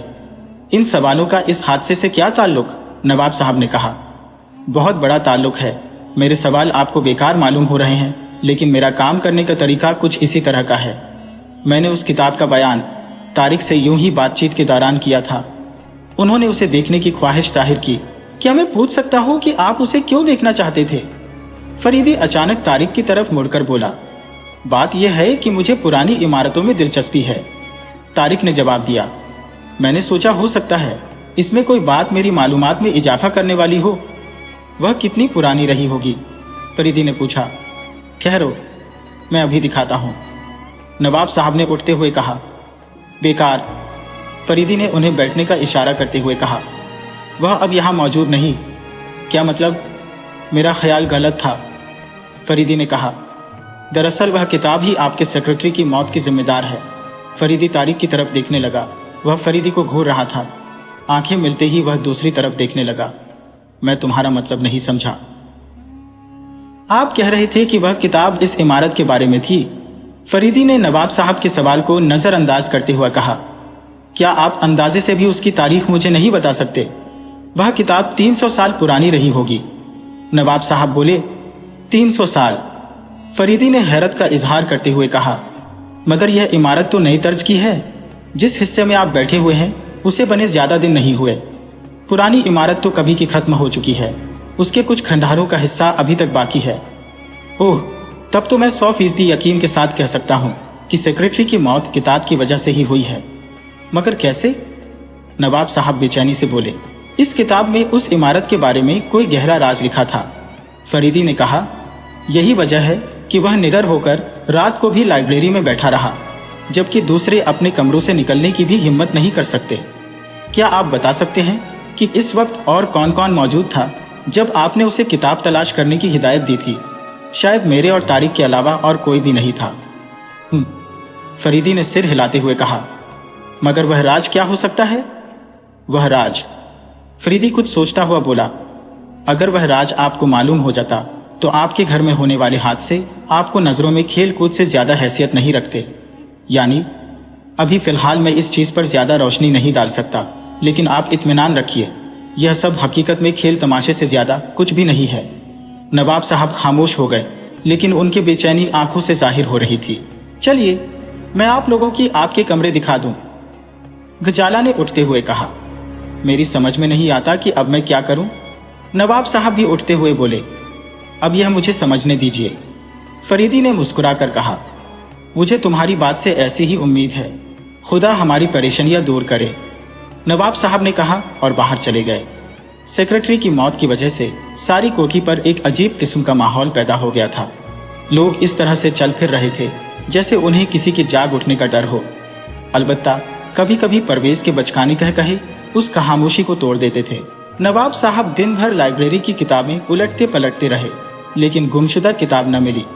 फरीदी की दलील की बिना पर वह मान गए थे कि सेक्रेटरी को जहर देकर मार डाला गया है, लेकिन शैतानी मामले वाला ख्याल उनके जहन में ठहरा हुआ था। वे सोच रहे थे कि शायद भूतों की आड़ लेकर कोई सेक्रेटरी पर हाथ साफ कर गया। उसकी मौत की वजह से उन्हें परेशानी जरूर थी। एक तो यह कि वह उनके घर का पालक था, और परेशानी की दूसरी वजह यह थी कि पुलिस वाले अब आए दिन बेकार में आकर उनका दिमाग चाटेंगे। लाइब्रेरी से वापस आने के बाद फरीदी और हमीद ने अपने अपने कमरों में जाकर कपड़े बदले। गजाला ने हर बार फरीदी से आराम करने को कहा, लेकिन उसने टाल दिया और उसके साथ पुरानी इमारत के खंडहरों को देखने के लिए चला गया। हमीद भी उसके साथ थे। 1.5 घंटे दोनों वहां रहे, लेकिन कोई खास बात मालूम ना हो सकी। वहां से लौटकर वे आग उगलने वाली कुएं की तरफ आए। फरीदी बड़ी देर तक आंखें फाड़ फाड़ कर कुएं की गहराई देखता रहा, लेकिन दिन के वक्त भी उसमें इतना अंधेरा था कि उसकी तह नहीं दिखाई दे रही थी। क्यों भाई हमीद, क्या ख्याल है? फरीदी हमीद की तरफ मुड़कर बोला। इसमें पानी तो नहीं मालूम होता, मैं भी यही सोच रहा था। जी हाँ, इसमें पानी नहीं, गजाला बोली, और उसके अंदर छाए हुए अंधेरे से पता चलता है कि यह बहुत गहरा है। उसकी गहराई का अंदाजा आज तक नहीं लगाया जा सका। गजाला बोली, लेकिन मैंने। हाँ कहिए, रुक क्यों गई? फरीदी ने कहा। कुछ नहीं, लेकिन आपने किसी को उसमें उतरते देखा है। आपको कैसे मालूम हुआ? गजाला डरी हुई आवाज में बोली। आपके जुमले के अंदाज और आपकी घबराहट से मैंने अंदाजा लगाया कि अपने किसी को उतरते देखा है, लेकिन किसी वजह से बताना नहीं चाहती। आप ठीक समझे, मुझे खुद अपनी इस कमजोरी पर बार बार गुस्सा आता है, लेकिन क्या करूं? तो आप किसी वजह से डरती है, और वह गयाज मुझे खुद भी नहीं मालूम। अजीब बात। अही, मुझे दरअसल उसकी आंखों से खौफ मालूम होता है। क्यों? यह मैं नहीं बता सकती। ओह, तो शायद आपका इशारा तारिक की तरफ है। तो क्या आपको भी उसकी आंखें खौफनाक मालूम होती है? बिल्कुल नहीं, मैं जानता हूं कि वह नशे के तौर पर सांप का जहर इस्तेमाल करता है। नशे के तौर पर सांप का जहर? गजाला हैरत से बोली। हाँ, यह कोई ताज्जुब की बात नहीं। चीनियों में इसका आम रिवाज है। तो क्या इसी वजह से उसकी आंखें इतनी खौफनाक है? जी हाँ, फरीदी ने बात का रुख बदलते हुए कहा। हाँ, तो आपने उसे कब इस कुएं में उतरते देखा था? गजाला ने उस रात की सारी कहानी फरीदी को बता दी। आइए वापस चलें, फरीदी ने लौटने के लिए मुड़ते हुए कहा। उसकी आंखें फिर गहरी सोच का पता दे रही थी। अभी वे कुछ कदम गए होंगे कि परवेज उछलता कूदता हुआ आ गया। उसने हाथ में दूध पीने की शीशी थी और दूसरे में लकड़ी की एक बंदूक। फरीदी को देखकर दूध की शीशी उसने जमीन पर फेंक दी और बंदूक तानकर खड़ा हो गया। बताओ, तुमने मेला तोता क्या किया? मेला तोता मनवा दो, नहीं तो गोली मार दूंगा। ओह चाचा जान, खुदा के लिए आप अपने कमरे से बाहर न निकला कीजिए, गजाला शर्माते हुए बोली। तू क्यों बोलती है? गजाला खामोश हो गई। परवेज अभी तक फरीदी के सामने अपनी लकड़ी की बंदूक ताने खड़ा था। हमीद हंसी के मारे बेहाल हो रहा था, लेकिन फरीदी बिल्कुल संजीदा था। ओह, मुझे अफसोस है, फरीदी ने संजीदगी से कहा, लेकिन मैं आपको दूसरा मंगवा दूंगा। अच्छा, लेकिन वैसा ही हो, परवेज बंदूक नीचे करते हुए बोला। ठीक है। नहीं, वैसा नहीं, हम लाल तोता लेंगे। जैसा आप कहेंगे वैसा ही मनवा दिया जाएगा। अच्छा, अब अंदर चलिए। गजाला परवेज का हाथ पकड़कर उसे उसके कमरे की तरफ ले जाते हुए बोली। फरीदी और हमीद अपने अपने कमरों की तरफ आए। रास्ते में तारिक मिला। कहिए इंस्पेक्टर साहब, कोई खास बात? तारिक बोला। अभी तक तो खास बात नहीं हुई, लेकिन जल्द ही कोई खास बात रोशनी में आने वाली है। मैं पाक मतलब नहीं समझा। उस कुएं के बारे में आपका क्या ख्याल है? फरीदी ने उसकी बात उड़ाते हुए अचानक पूछा। कुआं? तारिक चौंक कर बोला, लेकिन फिर संभल कर कहने लगा, यकीनन वह एक बहुत पुराना कुआं है। मेरा ख्याल है कि इस कुएं में कोई खजाना है। फरीदी आंख मारकर धीरे से बोला। हो सकता है, तारिक लापरवाही से बोला, मगर उसमें उतरना यकीनन खतरे से खाली नहीं, फरीदी ने कहा। तारिक उसे घूर रहा था। अचानक उसकी आंखों में अजीब किस्म की चमक पैदा हो गई। ओह, तो आप उसमें उतरने का इरादा रखते हैं? मैं आपको कभी उसकी राय नहीं दूंगा। क्यों? फरीदी ने पूछा। इसलिए कि खुद मैं एक बार ऐसी बेवकूफ़ी कर चुका हूं, तारिक ने कहा और अपने नेवले की पीठ पर हाथ फेरने लगा। आप तो कहते थे कि यह शैतानी मामला है, फिर आपके दिल में कुएं में उतरने का ख्याल कैसे आया? यूं ही सिर्फ अपने तजुर्बे में इजाफा करने के लिए। खैर, हाँ, तो फिर मैं ज्यादा दूर नहीं जा सका। क्यों? उसमें अनगिनत सांप रहते हैं। खैर, यह कोई गैर मामूली बात नहीं, और अजीब बात यह है कि उनके छेद कुएं की दीवारों में है। ओह, तब तो छेद में पैर रखकर आसानी से तह तक पहुंचा जा सकता है, फरीदी ने कहा। तारिक इस तरह मुस्कुराया जैसे कोई बूढ़ा आदमी किसी बच्चे की बेतुकी बात पर मुस्कुराता है। मैंने आपकी दिलेरी की काफी तारीफ सुनी है, तारिक ने कहा, लेकिन यह चीज इतनी आसान नहीं। मैं तो आपको कभी उस कुएं में उतरने न दूंगा। हमीद बोला। आखिर तुम मुझे इतना बेवकूफ क्यों समझते हो? फरीदी हमीद की तरफ मुड़कर बोला। यही तो मैंने कहा, आप जैसा समझदार ऐसी बेवकूफी कैसे कर सकता है, तारिक ने कहा। खैर, देखा जाएगा, फरीदी ने कहा और आगे बढ़ गया। फरीदी कमरे के दरवाजे पर रुककर सिगार सुलगाने लगा। हमीद अंदर दाखिल हो चुका था। तभी फरीदी की हमीद की चीख सुनाई दी और वह फौरन कमरे में पहुंचा। अंदर पहुंचकर फरीदी ने देखा कि हमीद सिर से पैर तक खून में नहाया हुआ था। अरे यह क्या? फरीदी के मुंह से अचानक निकला। हमीद खामोश था। ऐसा मालूम हो रहा था जैसे वह बुत बन गया हो। अचानक चीख मारकर वह कमरे से बाहर भागा। फरीदी भी उसके पीछे भाग रहा था। कोठी के सारे लोग हमीद और फरीदी को इस हाल में देखकर चीखने लगे। फरीदी ने हमीद को गेट के करीब पकड़ा। आखिर क्या बात है, कुछ बताओ तो सही। फरीदी ने कहा, मैं 1 मिनट के लिए भी यहां नहीं ठहर सकता। हमीद ने कांपते हुए कहा, आखिर क्यों? देखिए ये खून की बौछार। तुम्हारी चोट तो नहीं आई? हमीद ने जिसकी सांस फूल रही थी नहीं में सिर हिला दिया। फिर क्या हुआ? मैं जैसे ही कमरे में दाखिल हुआ मेरे सिर पर खून की तेज बौछार। अबे वाह रे गधे, तो इस तरह भागने की क्या जरूरत थी? फरीदी ने उसके कंधे पर हाथ मारते हुए कहा, जनाबे आला, मैं डरपोक ही सही। हमीद बोला, लेकिन एक जासूस के लिए जरूरी नहीं कि वह भूतों से कुश्ती लड़े। बेवकूफ हो अच्छे खासे। फरीदी ने कोठी की तरफ भागते हुए कहा। रास्ते में घाजाला मिली। उसने भाग दौड़ की वजह पूछनी शुरू की। ऊपर जाने का रास्ता जल्दी कीजिए। उसने सीढ़ी की तरफ इशारा किया और फरीदी दौड़ता हुआ सीढ़ी चढ़ने लगा। घाजाला भी उसके पीछे साथ दौड़ने लगी। जरा जल्दी कीजिए, मेरे कमरे की छत। इधर आइए, घाजाला हांफती हुई बोली। वह उधर इस दीवार के करीब से शुरू होती है। फरीदी घुटनों के बल बैठकर छत का जायजा लेने लगा। कुछ दूर हटकर शीशे की रोशनदान के करीब उसे खून के छींटे दिखाई दिए। फरीदी बेताबी से खड़ा हाथ मल रहा था। आखिर बताइए भी तो क्या बात है? घाजाला बेचैनी के साथ बोली। फरीदी ने थोड़े से शब्दों में उसे सारा वाकया बताया।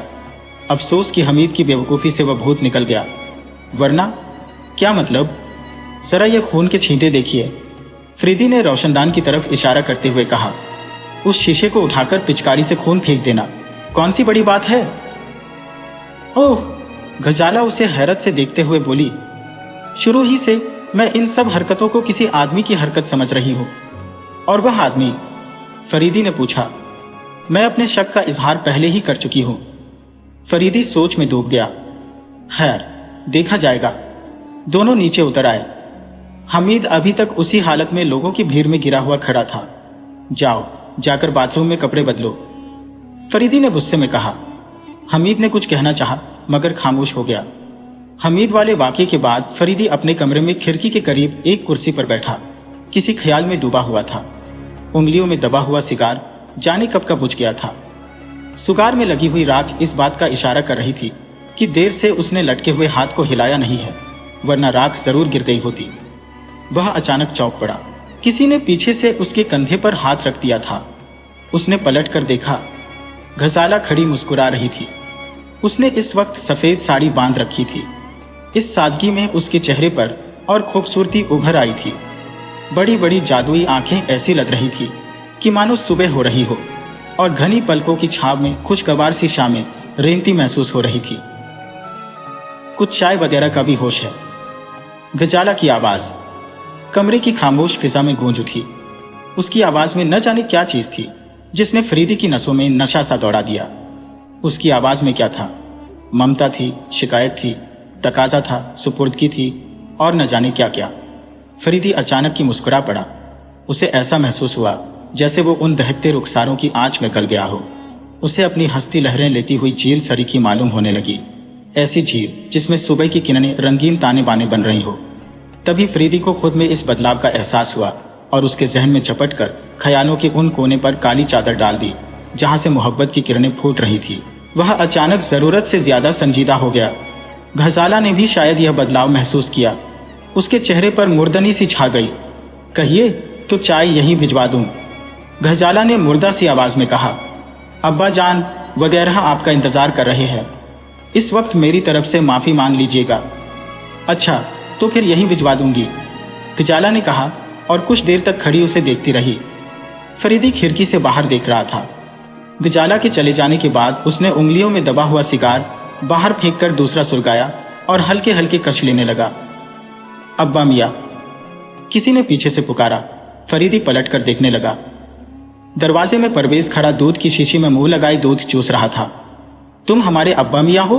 परवेज फरीदी को अपनी तरफ देखकर बोला। फरीदी उसके इस अचानक सवाल पर बौखला गया, लेकिन फिर हंसने लगा। अब्बा मियाँ हंसते हैं, अब्बा मियाँ हंसते हैं। परवेज दूध की शीशी बगल में दबाकर तालियां बजाता हुआ उछलने कूदने लगा। इतने में हमीद भी आ गया। और बेटा, चचा जान को भूल गए, उसने धीरे से कहा। फरीदी उसे घूरने लगा, मगर हमीद ने चेहरे पर पहले जैसी शरारती मुस्कुराहट फैली हुई थी। कहिए जनाब, इतनी बूढ़ी औलादें लिए फिरते हैं और फिर फरमाते हैं कि मुझे इन बातों से कोई मतलब नहीं। हमीद बोला। क्या बकते हो? फरीदी ने अपनी हंसी रोककर संजीदा बनने की कोशिश करते हुए कहा।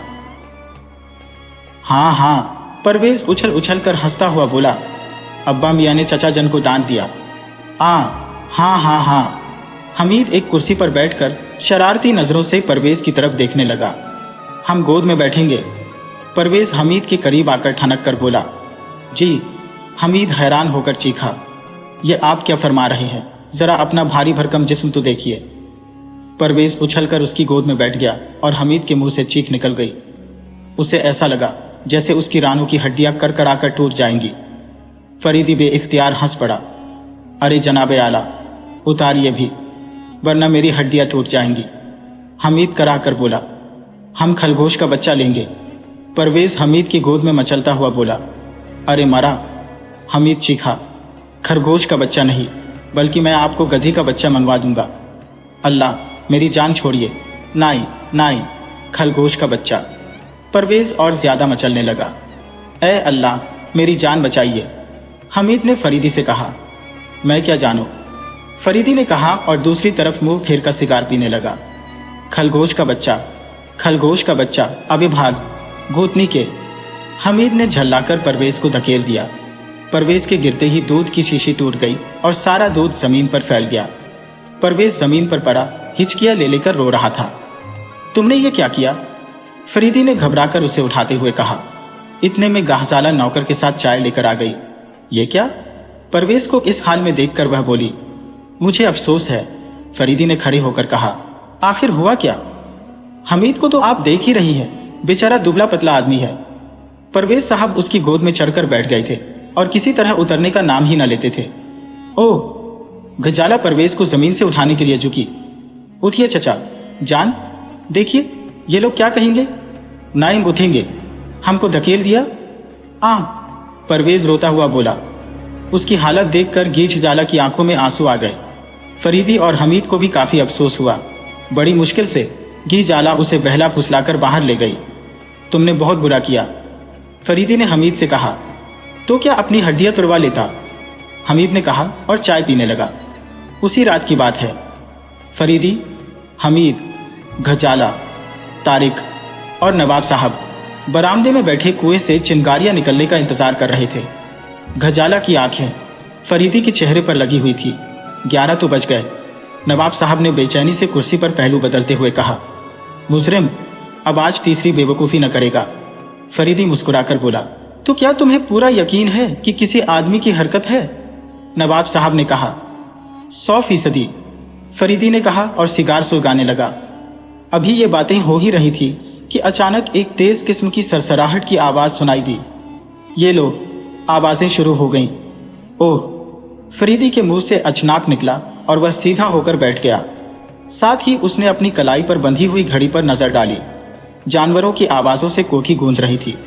फरीदी उठकर अंदर चला गया। वह कई कमरों में घूम घूम कर आवाजें सुनता रहा। फिर वह बरामदे में लौट आया। यहां भी ऐसा मालूम हो रहा था जैसे ये आवाजें दीवार के एक हिस्से से निकल रही हो। आवाजों का सारा सिलसिला खत्म होते ही उसने फिर अपनी घड़ी पर नजर डाली। ओह! उसके मुंह से दोबारा निकला और फिर वह किसी गहरी सोच में डूब गया। सीढ़ी बास की सीढ़ी, नवाब साहब चौंक कर बोले। एक सीढ़ी मनवाइए, फरीदी ने कहा और बुझे हुए सिगार को सुलगाकर बेताबी से बरामदे में टहलने लगा। उसका चेहरा लाल हो रहा था और आंखों में अजीब किस्म की चमक पैदा हो गई थी। हमीद अच्छी तरह जानता था कि ऐसे मौके पर उसकी ऐसी ही हालत हुआ करती है, जब उसे यकीन हो जाता है कि उसका शिकार फंदे में आ गया है। खुदा खैर करे, कुछ होने वाला है, हमीद ने धीरे से कहा। क्या? घजाला जो करीब ही खड़ी थी चौंक कर बोली। कोई नई बात होने वाली है, मैं आपका मतलब नहीं समझी, अभी समझ में आ जाएगा। इतने में 2 नौकर सीढ़ी लेकर गए। ओह, ये तो बहुत छोटी है, फरीदी ने कहा। खैर, कुछ परवाह नहीं जरा, वह मेज इधर घसीट कर दीवार से लगा दो और यह सीढ़ी उस पर रख कर दीवार से टिका दो। उसके कहने के मुताबिक सीढ़ी लगा दी गई। एक बात, फरीदी नवाब साहब की तरफ मुड़कर बोला, क्या इन आवाज़ों से पहले हमेशा इसी किस्म की सरसराहट को आवाज़ सुनाई देती है? इसी बिना पर तो मैंने यह कहा था कि अब जानवरों की आवाज़ें शुरू होने वाली हैं। फरीदी सिर हिलाता हुआ सीढ़ी पर चढ़ गया। ऊपर पहुंचकर वह थोड़ी देर तक इधर उधर दीवार को उंगलियों से खटखटाता रहा। फिर अचानक उसका कहकहा सुनकर लोग चौंक पड़े। क्या बात है भाई? नवाब साहब डरी हुई आवाज में बोले। कोई खास बात नहीं, लेकिन दिलचस्प जरूर है, कुछ बताओ भी। क्या आप बता सकते हैं कि यह दीवार किस चीज की बनी हुई है? फरीदी ने कहा। क्या बच्चों जैसा सवाल करते हैं? नवाब साहब बुरा सा मुंह बनाते हुए बोले। नाराज होने की जरूरत नहीं, ये सवाल बहुत जरूरी है, फरीदी ने कहा। अरे भाई, पत्थर की है और किस चीज की होती? क्या पूरी लाहौल बिला कुव्वत। नवाब साहब जाने के लिए मुड़े। जरा ठहरिए, मैं एक जिम्मेदार आदमी की हैसियत से आपसे यह सवाल कर रहा हूं। फरीदी ने दीवार के एक हिस्से की तरफ इशारा करते हुए कहा। क्या यहां भी पत्थर है?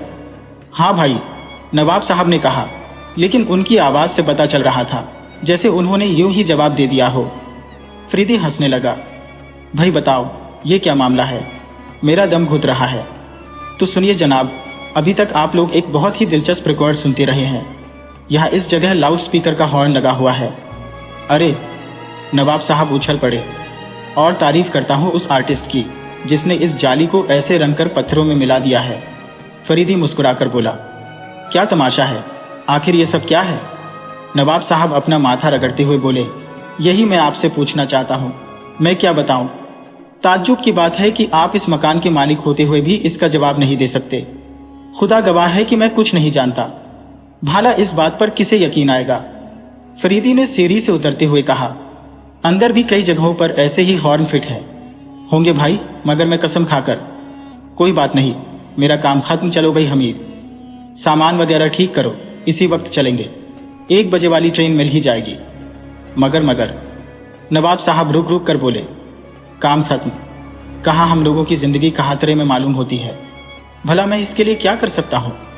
कम से कम यह मामला मेरे बस का नहीं, फरीदी ने जवाब दिया। आखिर आप इस तरह क्यों जा रहे हैं? गजाला आगे बढ़कर बोली।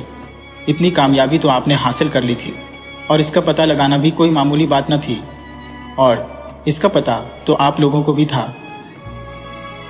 तुम न जाने कैसी बातें कर रहे हो। क्या मैं झूठ कह रहा हूं? नवाब साहब बोले। तारिक साहब, आप खुद फैसला कीजिए, फरीदी ने कहा। इस बात पर किसे यकीन आएगा कि इस तरह दीवारों में लाउडस्पीकर फिट कर देना कोई घड़ी दो घड़ी का काम तो है नहीं। जाहिर है कि इसमें वक्त लगा होगा। फिर मैं यह कैसे समझ लूं कि इस घर के रहने वालों को इसकी खबर ना हुई? मान लीजिए कि यह हरकत घर ही के किसी आदमी की है, तो ऐसी हालत में भी हर किसी को मालूम होना चाहिए था। क्या ख्याल है साहब, इसके बारे में क्या कह सकता हूं? तारिक ने जवाब दिया। जाली, लाउडस्पीकर। नवाब साहब खुद ब खुद बड़बड़ाए। शायद आपको यकीन नहीं आया। फरीदी ने पतलून की जेब से बड़ा सा चाकू निकालकर हमीद को देते हुए कहा।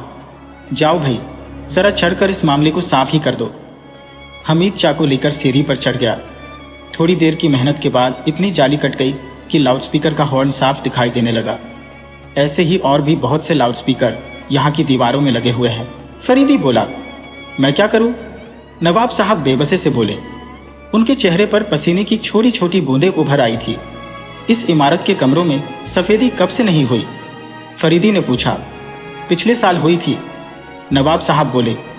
तो यह सब काम उसके बाद ही हुआ है, वरना सफेदी करने वालों में जरूर यह बात फैलती।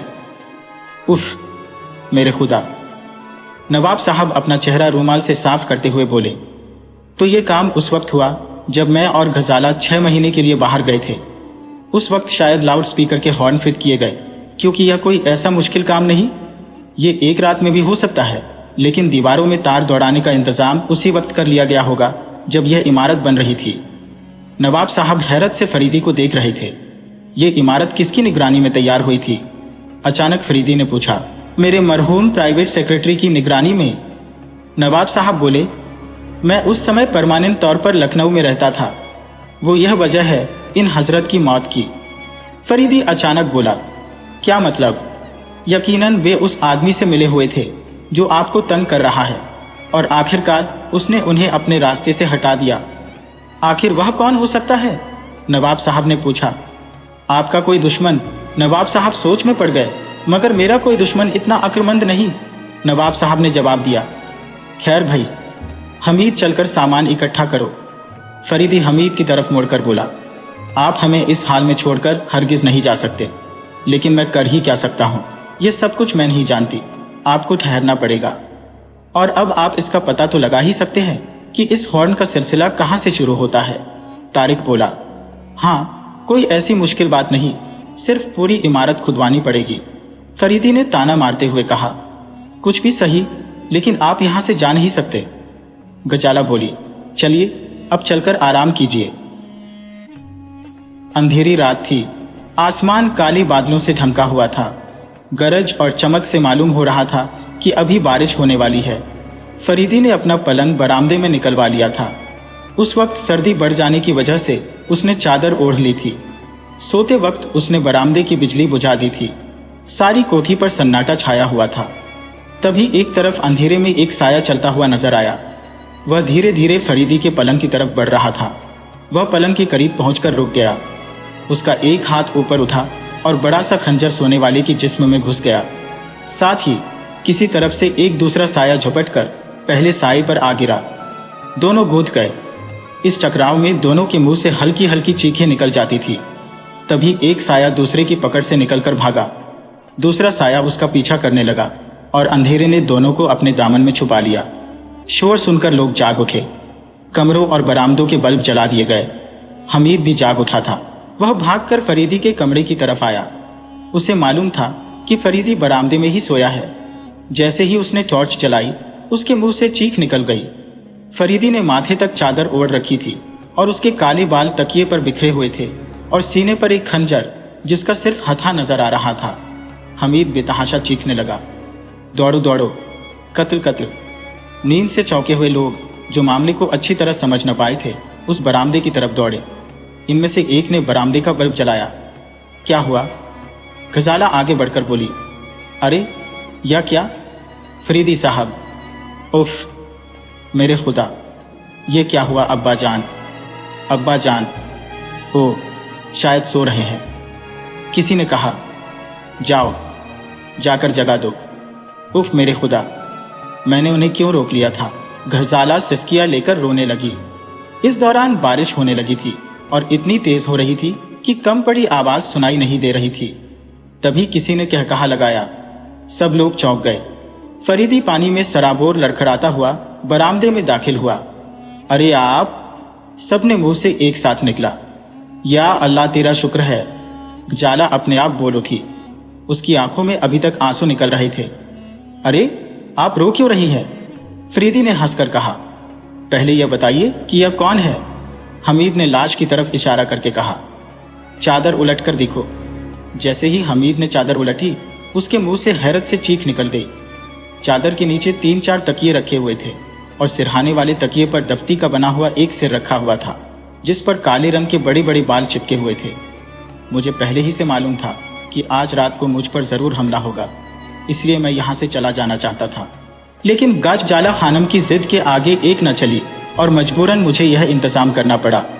मुझे शर्मिंदगी है, गजाला ने कहा। यह कि बिल्कुल जरूरत नहीं। अगर मैं आज चला गया होता तो मुझे जिंदगी भर अफसोस रहता। हुजूर, बड़ी सरकार कमरे में नहीं है, उस नौकर ने लौटकर कहा जो नवाब साहब को बुलाने गया था। क्या कह? कमरे में नहीं? गजाला ने हैरत से पूछा। कौन? फरीदी ने पूछा। अब्बा जान। गजाला परेशान होकर बोली। ओह! फरीदी तेजी से नवाब साहब के कमरे की ओर रवाना हो गया। नवाब साहब का कमरा खाली था। बिस्तर की सिलवटें बता रही थी कि कोई उस पर सोया जरूर है। कोठी का कोना कोना छान डाला गया। जवाब साहब का कहीं पता न था। गजाला बुरी तरह परेशान थी। फरीदी सोच में डूबा हुआ था। तारिक धीरे धीरे हमीद से बातें कर रहा था। तो आखिर इसमें परेशानी की कौन सी बात है? आप लोग जाकर आराम कीजिए, फरीदी ने कहा। नवाब साहब जहां गए होंगे वापस आ जाएंगे। आखिर इस वक्त कहाँ गए होंगे? गजाला बेचैनी से बोली।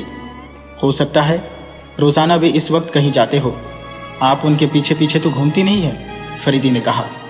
अरे ये आपके माथे से खून कैसा निकल रहा है? गजाला फरीदी की तरफ देखकर बोली। भाग दौड़ में कहीं चोट आ गई थी। फरीदी ने लापरवाही से कहा। मुझे अफसोस है कि वह कमबख्त बचकर निकल गया। दूसरे दिन नवाब साहब की कोठी में कोहराम मचा हुआ था। नवाब साहब अभी तक नहीं लौटे थे।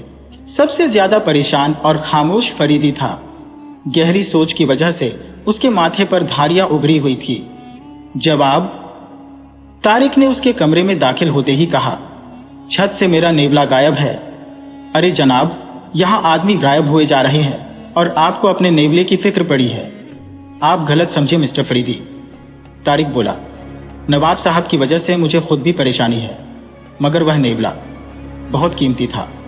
फरीदी ने उसका जुमला पूरा कर दिया। जी हाँ। अरे साहब, जानवर है, कहीं भाग गया होगा। फरीदी ने कहा। भाग तो वह सकता ही नहीं, जरूर उसे किसी ने पकड़ लिया। कहिए, हिंदुस्तान आपको पसंद आया? फरीदी अचानक पूछ बैठा। तारिक चौंक कर उसे घूरने लगा। जी हाँ, क्यों नहीं, मगर मेरा नेवला। छोड़िए भी, मिल जाएगा। आप इससे पहले भी कभी हिंदुस्तान आए थे? जी नहीं, लेकिन नेवला। मेरा ख्याल से नेवला सिर्फ इसलिए गायब किया गया है कि कहीं वह नवाब साहब को ढूंढ न निकाले। फरीदी ने कहा। मैं आपका मतलब नहीं समझा। मतलब समझकर क्या कीजिएगा? बहरहाल मैं वादा करता हूं कि आपका कीमती नेवला ढूंढने की कोशिश करूंगा। शुक्रिया, शुक्रिया, तारिक ने कहा। माफ कीजिएगा, मैंने रुकावट डाली, मगर मैं क्या करूं, मेरा नेवला। आप इत्मीनान रखिए, जाकर नाश्ता कीजिए, सब ठीक हो जाएगा। फरीदी ने कहा। तारिक चला गया। कुछ देर बाद गजाला आ गई। मेरी समझ में नहीं आता कि मैं क्या करूं। वह कुर्सी पर बैठते हुए बोली। घबराइए नहीं, सब ठीक हो जाएगा। फरीदी ने कहा। जब तक कि यह मामला साफ नहीं हो जाता मैं यही ठहरा रहूंगा। किस मुंह से आपका शुक्रिया अदा करूं? किसी मुंह से नहीं। फरीदी ने कहा। आखिर आप इतनी उदास क्यों हैं? मैं आपको यकीन दिलाता हूं कि नवाब साहब जहां कहीं भी है, खैरियत से है। खुदा करे ऐसा ही हो। इंशा अल्लाह ऐसा ही होगा। फरीदी ने कहा। आपने नाश्ता किया या नहीं? अरे ऐसे में नाश्ते की किसे सोचती है? फिर वही बात, मैं कहता हूं, आखिर इससे फायदा ही क्या है? अब मैं अपने दिल को क्या करूं? संभालिए, आप पढ़ी लिखी और समझदार है, कोशिश तो करती हूं। अच्छा, जाइए नाश्ता कर डालिए। और आप? मैं अभी नहीं करूंगा। जरूरी तौर पर ऐसा कह रहा हूं। गजाला चली गई। फरीदी की आदत थी कि जब उसे किसी अहम मामले पर गौर करना होता था तो वह आमतौर पर खाली पेट ही रहा करता था। इसलिए आज भी उसने अभी तक नाश्ता नहीं किया था। वह खुद पर हमला होने के बाद से अब तक बैठा हुआ सोच रहा था। थोड़ी देर बाद वह अपने कमरे से निकलकर हमीद के कमरे की तरफ गया। हमीद शायद अभी अभी सोकर उठा था। उसके बाल उलझे हुए थे और आंखें सूजी हुई थी। तुम जैसा सोने वाला भी आज तक मेरे नजरों से नहीं गुजरा। फरीदी ने कहा। आपकी नजरों में अभी गुजरा ही क्या है? हामिद ने कहा। नवाब साहब मिले या नहीं, अभी तक कुछ पता नहीं चल सका। तो यकीनन मेरा शक सही है। हमीद ने कहा। ओह, आप भी शक करने लगे हैं? जरा मुझे भी बताइए, शायद आप ही सही रास्ते पर हों। नवाब रशीदुज्जमा खुद ही मुजरिम है। हमीद ने कहा। वह कैसे? फरीदी एक आराम कुर्सी पर बैठता हुआ बोला। ये मैं नहीं जानता, मेरे पास इसका बहुत ही मामूली सबूत है, और वह यह है कि नवाब रशीदुज्जमा आप पर हमले के बाद ही क्यों गायब हो गए। आपने हमला करने वाले से दो हाथ भी किए थे। हो सकता है नवाब साहब को ख्याल आया हो कि कहीं आपने हमला करने वाले को पहचान न लिया हो। बहुत अच्छे, लेकिन यह तो सोचो कि आखिर उनके गायब होने की क्या वजह हो सकती है। जाहिर है कि हमलावर बचकर निकल गया था, और फिर मैं इसका सबूत किस तरह पहुंचाता कि इसमें रशीदुज्जमा ही का हाथ है। हर शख्स इतना नहीं सोच सकता था कितना कि आप सोचते हैं। हमीद ने कहा। खैर, बहरहाल जरा अपनी कुर्सी करीब ले आओ। फरीदी ने कहा। खैरियत, कोई खास बात? हमीद ने मुस्कुराते हुए कहा। उसने अपनी कुर्सी फरीदी के करीब कर दी। सुनो, फरीदी धीरे से बोला, आज रात मैं उस कुएं में उतरूंगा। मैं आपको हरगिज ना उतरने दूंगा। क्यों? मैं मुनासिब नहीं समझता। नहीं भाई, अब उसके बगैर काम नहीं चल सकता। तो आप पर हुस्न का जादू बुरी तरह चल गया है। क्या मतलब? मैं आपसे सच कहता हूं कि गहजाला दुनिया की सबसे खूबसूरत लड़की है। फिर वही गधेपन की बातें। ये कोई नई बात नहीं, मैंने शायद अपनी जिंदगी में कभी घोड़ेपन की बातें नहीं की। हटाओगी ये बेकार की बातें, तफरीह के लिए फिर बहुत वक्त मिलता रहेगा। हमीद खामोश हो गया। मेरा ख्याल है कि रात को उस कुएं की निगरानी जरूर की जाती होगी। निगरानी कौन करता होगा? मुजरिम तो गायब है। फिलहाल यही मान लो कि नवाब रशीदुज्जमा मुजरिम नहीं है, फरीदी ने कहा। बहरहाल हाँ, तो आप क्या कहना चाहते हैं? हमीद ने कहा। तुम शाम ही से बाग पर नजर रखना, बेहतर है। लेकिन मैं किसी तरह यह मुनासिब नहीं समझता कि आप कुएं में उतरें। बस देखते रहो, मेरे लिए किसी तरह का खतरा नहीं। उसी दिन रात को हमीद दौड़ता हुआ फरीदी के पास आया। आपका ख्याल सही था, वह हांफता हुआ बोला। मैंने अभी अभी एक आदमी को कुएं की पीछे वाली झाड़ी में छिपते हुए देखा है। फरीदी पहले ही से तैयार बैठा था। उसने जरूरी सामान साथ लिया और हमीद के साथ चला गया। गेट के बाहर निकलकर दोनों चहारदीवारियों के नीचे चलने लगे। एक जगह फरीदी रुक गया। मेरा ख्याल है कि यही वह जगह हो सकती है जहां वह छिपा होगा, फरीदी ने धीरे से हमीद ने कान में कहा। हमीद ने सिर हिलाया और देखते ही देखते फरीदी दीवार पर चढ़ गया। ऊपर से उसने हमीद को भी चढ़ जाने का इशारा किया। दोनों धीरे से दूसरी तरफ उतरने लगे। वह देखिए, कुएं की जगत के पास झाड़ियों में, हमीद ने धीरे से कहा। फरीदी ने सिर हिलाया। वहां कोई छिपा हुआ था। फरीदी अपनी पिस्तौल की नाल पकड़कर धीरे धीरे आगे बढ़ने लगा। झाड़ियों के करीब पहुंचकर उसका पिस्तौल वाला हाथ ऊपर उठा और साथ ही किसी के गिरने की आवाज आई। हमीद जल्दी करो, रस्सी, फरीदी ने कहा। वह एक लंबे चौड़े आदमी को दबोचे बैठा था। आदमी सिर में चोट लगने की वजह से बेहोश हो चुका था। दोनों ने मिलकर उसे एक पेड़ के तने से जकड़ दिया। तुम्हारा पिस्तौल भरा हुआ है ना? फरीदी ने पूछा। हमीद ने हाँ में सिर हिलाया। देखो, इसकी अच्छी तरह निगरानी करते रहना। अगर कोई बात तो पिस्तौल इस्तेमाल करना। यह कहकर फरीदी झाड़ियों में घुस गया। कुछ पलों के बाद जब वह वहां से निकला तो उसके हाथ में एक पिंजरा था। यह क्या? हमीद ने धीरे से पूछा। तारिक का नेवला। अरे, इसमें ताज्जुब की क्या बात है? तो इसे आप ही ने गायब किया था? हाँ, इस कुएं में सांप बहुत हैं, लेकिन वे नेवले की बू पाते ही अपने बिलों में जा छिपेंगे। ओह, समझा। फरीदी ने पिंजरा जमीन पर रख दिया और रेशम की एक मजबूत डोरी के सिरे में एक पत्थर बांधकर उसे कुएं में फेंक दिया और डोर का दूसरा सिरा करीब के एक पेड़ के तने से बांधकर माथे से पसीना पोंछने लगा। अच्छा भाई, हमीद खुदा हाफिज में चला। बहुत होशियारी से रहना। अगर कोई खतरा महसूस हो तो बेखौफ गोली चला देना, फरीदी ने कहा और नेवले का पिंजरा अपने पास लिपटी हुई चमड़े की पेटी में लटका लिया। फिर टॉर्च की रोशनी में देर तक कुएं के अंदर देखता रहा, अच्छी तरह इत्मीनान कर लेने। एक बार उसने टॉर्च पतलून की जेब में डाली और रेशम की डोर के सहारे कुएं में उतरने लगा। रेशम की डोर के सहारे उतरना कोई आसान काम न था। थोड़ी दूर जाकर डोर पसीने की वजह से फिसलने लगी। कुएं में बहुत अंधेरा था। उसे अपने आसपास सांपों की फुफकारें सुनाई दे रही थी। फरीदी के कमर में लटके पिंजरे से भी अजीब किस्म की आवाजें आने लगी थी। शायद नेवला सांपों की फुफकार सुनकर अपने गुस्से का इजहार कर रहा था।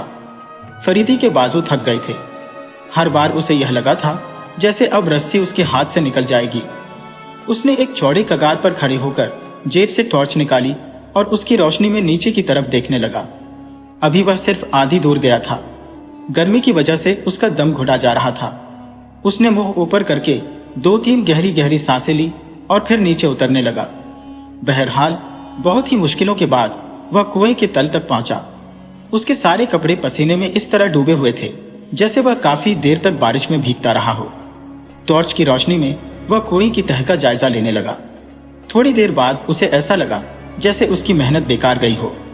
कुएं में ज्यादा देर तक ठहरना एक तरह से मौत को दावत देना था। सांपों की मौजूदगी की वजह से उसे इत्मीनान था, लेकिन गर्मी, खुदा की पनाह फरीदी की जगह अगर कोई कमजोर दिलो दिमाग का आदमी होता तो अब तब कभी का बेहोश हो गया होता।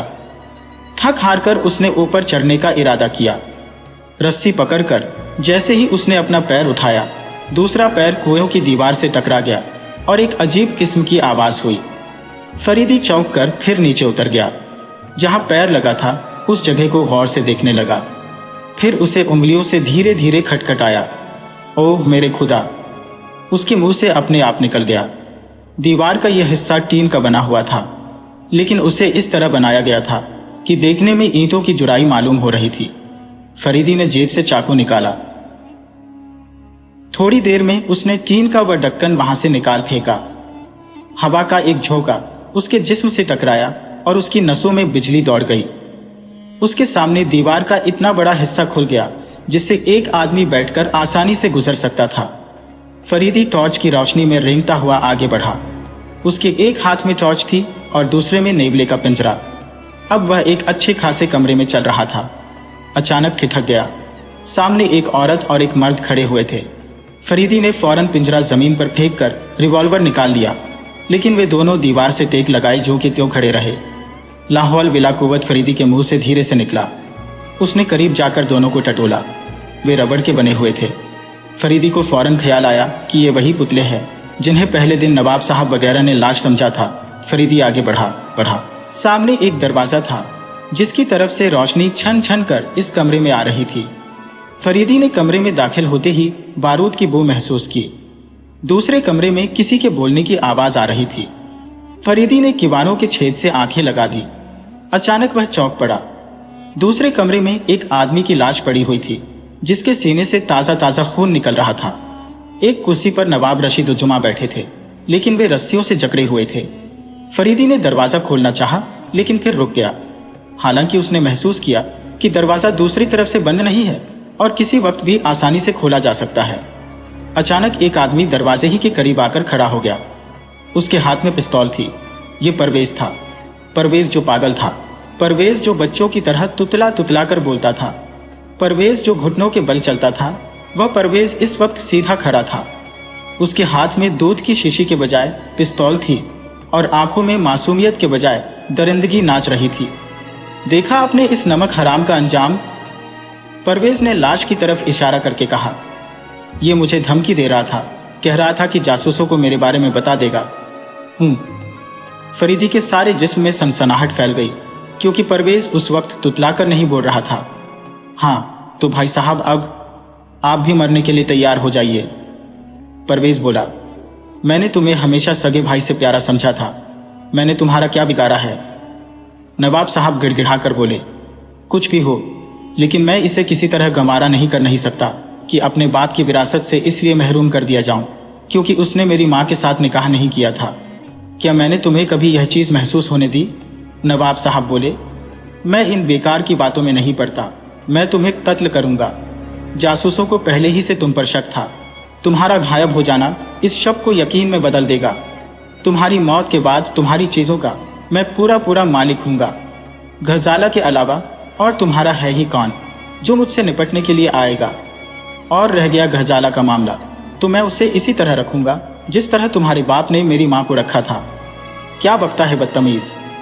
नवाब साहब गरज कर बोले, वह तेरी भतीजी है।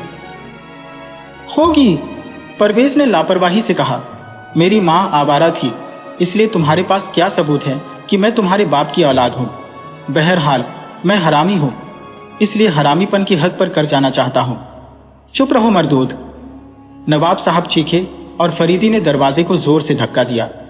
किवानों की झपट में आकर परवेज औंधे मुंह गिरा पड़ा। फरीदी उछलकर उस पर आ गिरा। दोनों आपस में भिड़ गए। फरीदी को लग रहा था कि उसे एक फौलाद के बने हुए आदमी से मुकाबला करना पड़ रहा है। दोनों के हाथों में पिस्तौल दबी हुई थी। तभी परवेज फरीदी की पकड़ से निकलकर फुर्ती से सोफे की आड़ में हो गया। फरीदी उसका मतलब समझता था। उसने झपट कर एक मेज गिराई और उसकी गोद ले ली। दोनों तरफ से गोलियां चलनी शुरू हो गईं। तभी फरीदी ने चीख मारी और गिर पड़ा। थोड़ी देर तक खामोशी रही, फिर परवेज खड़ा हो गया। वह धीरे धीरे मेज की तरफ बढ़ रहा था। अचानक एक फायर हुआ और परवेज चीख मारकर गिर पड़ा। फरीदी उठकर खड़ा हो गया। वह परवेज को तड़पता देख रहा था। गोली ठीक उसके माथे पर लगी थी। फरीदी बेटा, नवाब साहब चीखे और बेहोश हो गए। दूसरे दिन शाम को नवाब साहब, घरजाला, तारिक, फरीदी, हमीद और 2 सब इंस्पेक्टर एक साथ चाय पी रहे थे। ऐसी अंधेरी रात में उस कुएं में उतरना फरीदी ही का काम था। नवाब साहब बोले, मुझसे दरअसल जरा सी गलती हो गई, वरना इतनी परेशानी न उठानी पड़ती। खंडहरों वाला रास्ता ज्यादा सीधा और आसान था, सिर्फ जरा सा दिमाग पर जोर डालना पड़ता। अब सोचता हूं कि मैंने अपना ज्यादा वक्त खंडहरों पर ही क्यों न खर्च किया। खैर, जो कुछ भी हुआ अच्छा ही हुआ, तारिक बोला। मुझे हैरत है कि वे लोग मुझे सोते से किस तरह उठा ले गए कि मुझे खबर तक न हुई। नवाब साहब ने कहा। क्लोरोफॉर्म, फरीदी बोला। उन तीनों बदमाशों में से एक लापता है, मालूम नहीं उसका क्या हुआ। हमीद बोला। उसका भी इंतजाम हो जाएगा, फरीदी ने कहा। भला कौन कह सकता था, परवेज इतना खतरनाक आदमी है, और वे तीनों जो उसे उठाए फिरते थे वे उसके गुर्गे थे। खैर, अब छोड़िए इन बातों को, घजाला बोली। मुझे उलझन हो रही है। और हाँ, तारिक साहब, किसी को आप पर भी शक था, फरीदी ने शरारती मुस्कुराहट के साथ कहा। घजाला उसे गुस्से और प्यार भरी नजरों से देखने लगी। मुझ पर तारिक ने कहखा लगाया। न जाने क्यों लोग आमतौर पर मेरी तरफ से शक किया करते हैं, आपके नेवले की वजह से। हमीद मुस्कुराकर बोला। ओह, उसने सैकड़ों बार मेरी जान बचाई है, तारिक ने अपने नेवले की पीठ पर प्यार से हाथ फेरते हुए कहा। अगर यह न होता तो फरीदी साहब कुएं के करीब जाने की भी हिम्मत न कर सकते थे, इसमें कोई शक नहीं, फरीदी ने उठते हुए कहा। वह धीरे धीरे टहलता हुआ अपने कमरे में आया और खिड़की के करीब खड़े होकर बाग में बिखरी हुई हरियाली से आंखों की थकावट दूर करने लगा। अचानक किसी ने उसके कंधे पर हाथ रखा। वह मुड़ा। घजाला की खूबसूरत आंखों ने उसकी निगाहों का इस्तकबाल किया। घजाला के नर्म और नाजुक होठों पर एक मुस्कान बिखरी हुई थी। फौलाद के बने हुए फरीदी के जिस्म का एक एक हिस्सा मोम की तरह पिघलने लगा। उसने अचानक घजाला का हाथ अपने हाथ में ले लिया। उसकी समझ में नहीं आ रहा था कि वह क्या करे। आप इस वक्त बहुत अच्छी लग रही हैं, फरीदी ने बच्चों की तरह कहा, और घजाला ने शर्माकर सिर झुका लिया। उसके होठों पर अजीब किस्म की मुस्कुराहट नाच रही थी, जिसका मतलब था कि कुछ और भी कहो मगर फरीदी इस मामले में करीब करीब बिल्कुल बुद्धू था। उसने किसी रूमानी नॉवेल का कोई अच्छा सा जुमला याद करने की कोशिश की, लेकिन कामयाब ना हुआ। आप हमेशा अच्छी लगती है, वह मुश्किल से बोला। अचानक एक धमाका सुनाई दिया। दोनों चौंक पड़े। दरवाजे के करीब हमीद गिरा पड़ा था। उसके होंठ कांप रहे थे, जैसे वह कुछ कह रहा हो। दोनों दौड़कर उसके करीब आए। फरीदी ने सिर हिलाया और घजाला को जाने का इशारा करके खुद हमीद पर झुक गया। घजाला दोनों को हैरत से देखती हुई चली गई। हमीद, हमीद, फरीदी ने उसका सिर हिलाते हुए कहा। आप हम हमेशा अच्छा अच्छी लगती है, हमीद लेटे लेटे बड़बड़ाया। अरे बाप रे, भूत भूत, फरीदी ने उसे गरिबान पकड़कर खड़ा किया। ये क्या हरकत है? हरकत? अरे रे, आप पर भी शैतानी साया हो गया है, क्या बकते हो? अरे बाप रे, आप हमेशा अच्छी लगती। अरे आज बहुत बड़ा काफिर मुसलमान हो गया, शुक्र है खुदा तेरा। अरे मैं खुशी के मारे बेहोश हो गया था, थोड़ा पानी, प्यास महसूस हो रही है। फरीदी हमीद की पीठ पर घूसा मारकर कमरे में चला गया। उसके चेहरे के एक एक हिस्से से मुस्कुराहट फूटी पड़ रही थी, जंपी जंपी सी मुस्कुराहट। मेरे सरकार, आखिर नाराजगी किस बात की? हमीद फरीदी के पीछे आकर बोला। अब तो मजा ही मजा है। फरीदी झल्लाकर मुड़ा। अजीब बेवकूफ हो, अगर उसने सुन लिया तो हर्ज ही क्या है? मोहब्बत में सब कुछ जायज है। मोहब्बत? फरीदी उसका गरेबान पकड़े हुए बोला। किस बात में देखी है तुमने मोहब्बत? आप हमेशा अच्छी लगती हैं, हमीद ने मुंह बनाकर कहा। तो क्या किसी की हुस्न की तारीफ करना मोहब्बत है? बिल्कुल। तो इधर देखो, फरीदी ने अपने सीने पर हाथ मारते हुए कहा। जिसे तुम मोहब्बत कहते हो, उसके लिए इस पत्थर में कोई गुंजाइश नहीं। कभी कभी पत्थर भी अपनी आंच पर पिघल जाता है, हमीद अकड़ कर बोला। शाबाश बरखुरदार, किस नॉवेल से रटा था यह जुमला? फरीदी उसकी पीठ ठोकते हुए बोला। खैर, होगा, मुझे क्या, हमीद ने कहा। आपने अभी तक यह नहीं बताया कि कुएं से आग किस तरह निकलती थी। तुम भी रहे वही इडियट के इडियट, फरीदी मुस्कुराकर बोला। अरे मियाँ, आतिशबाजी थी। क्या तुमने मिट्टी के वे बड़े बड़े अनार नहीं देखे थे जो तहखाने से बरामद हुए हैं? ओह, वाकई अच्छा खासा बच्चों का खेल था, मगर खतरनाक, हमीद ने कहा और सीटी बजाता हुआ कमरे से निकल गया।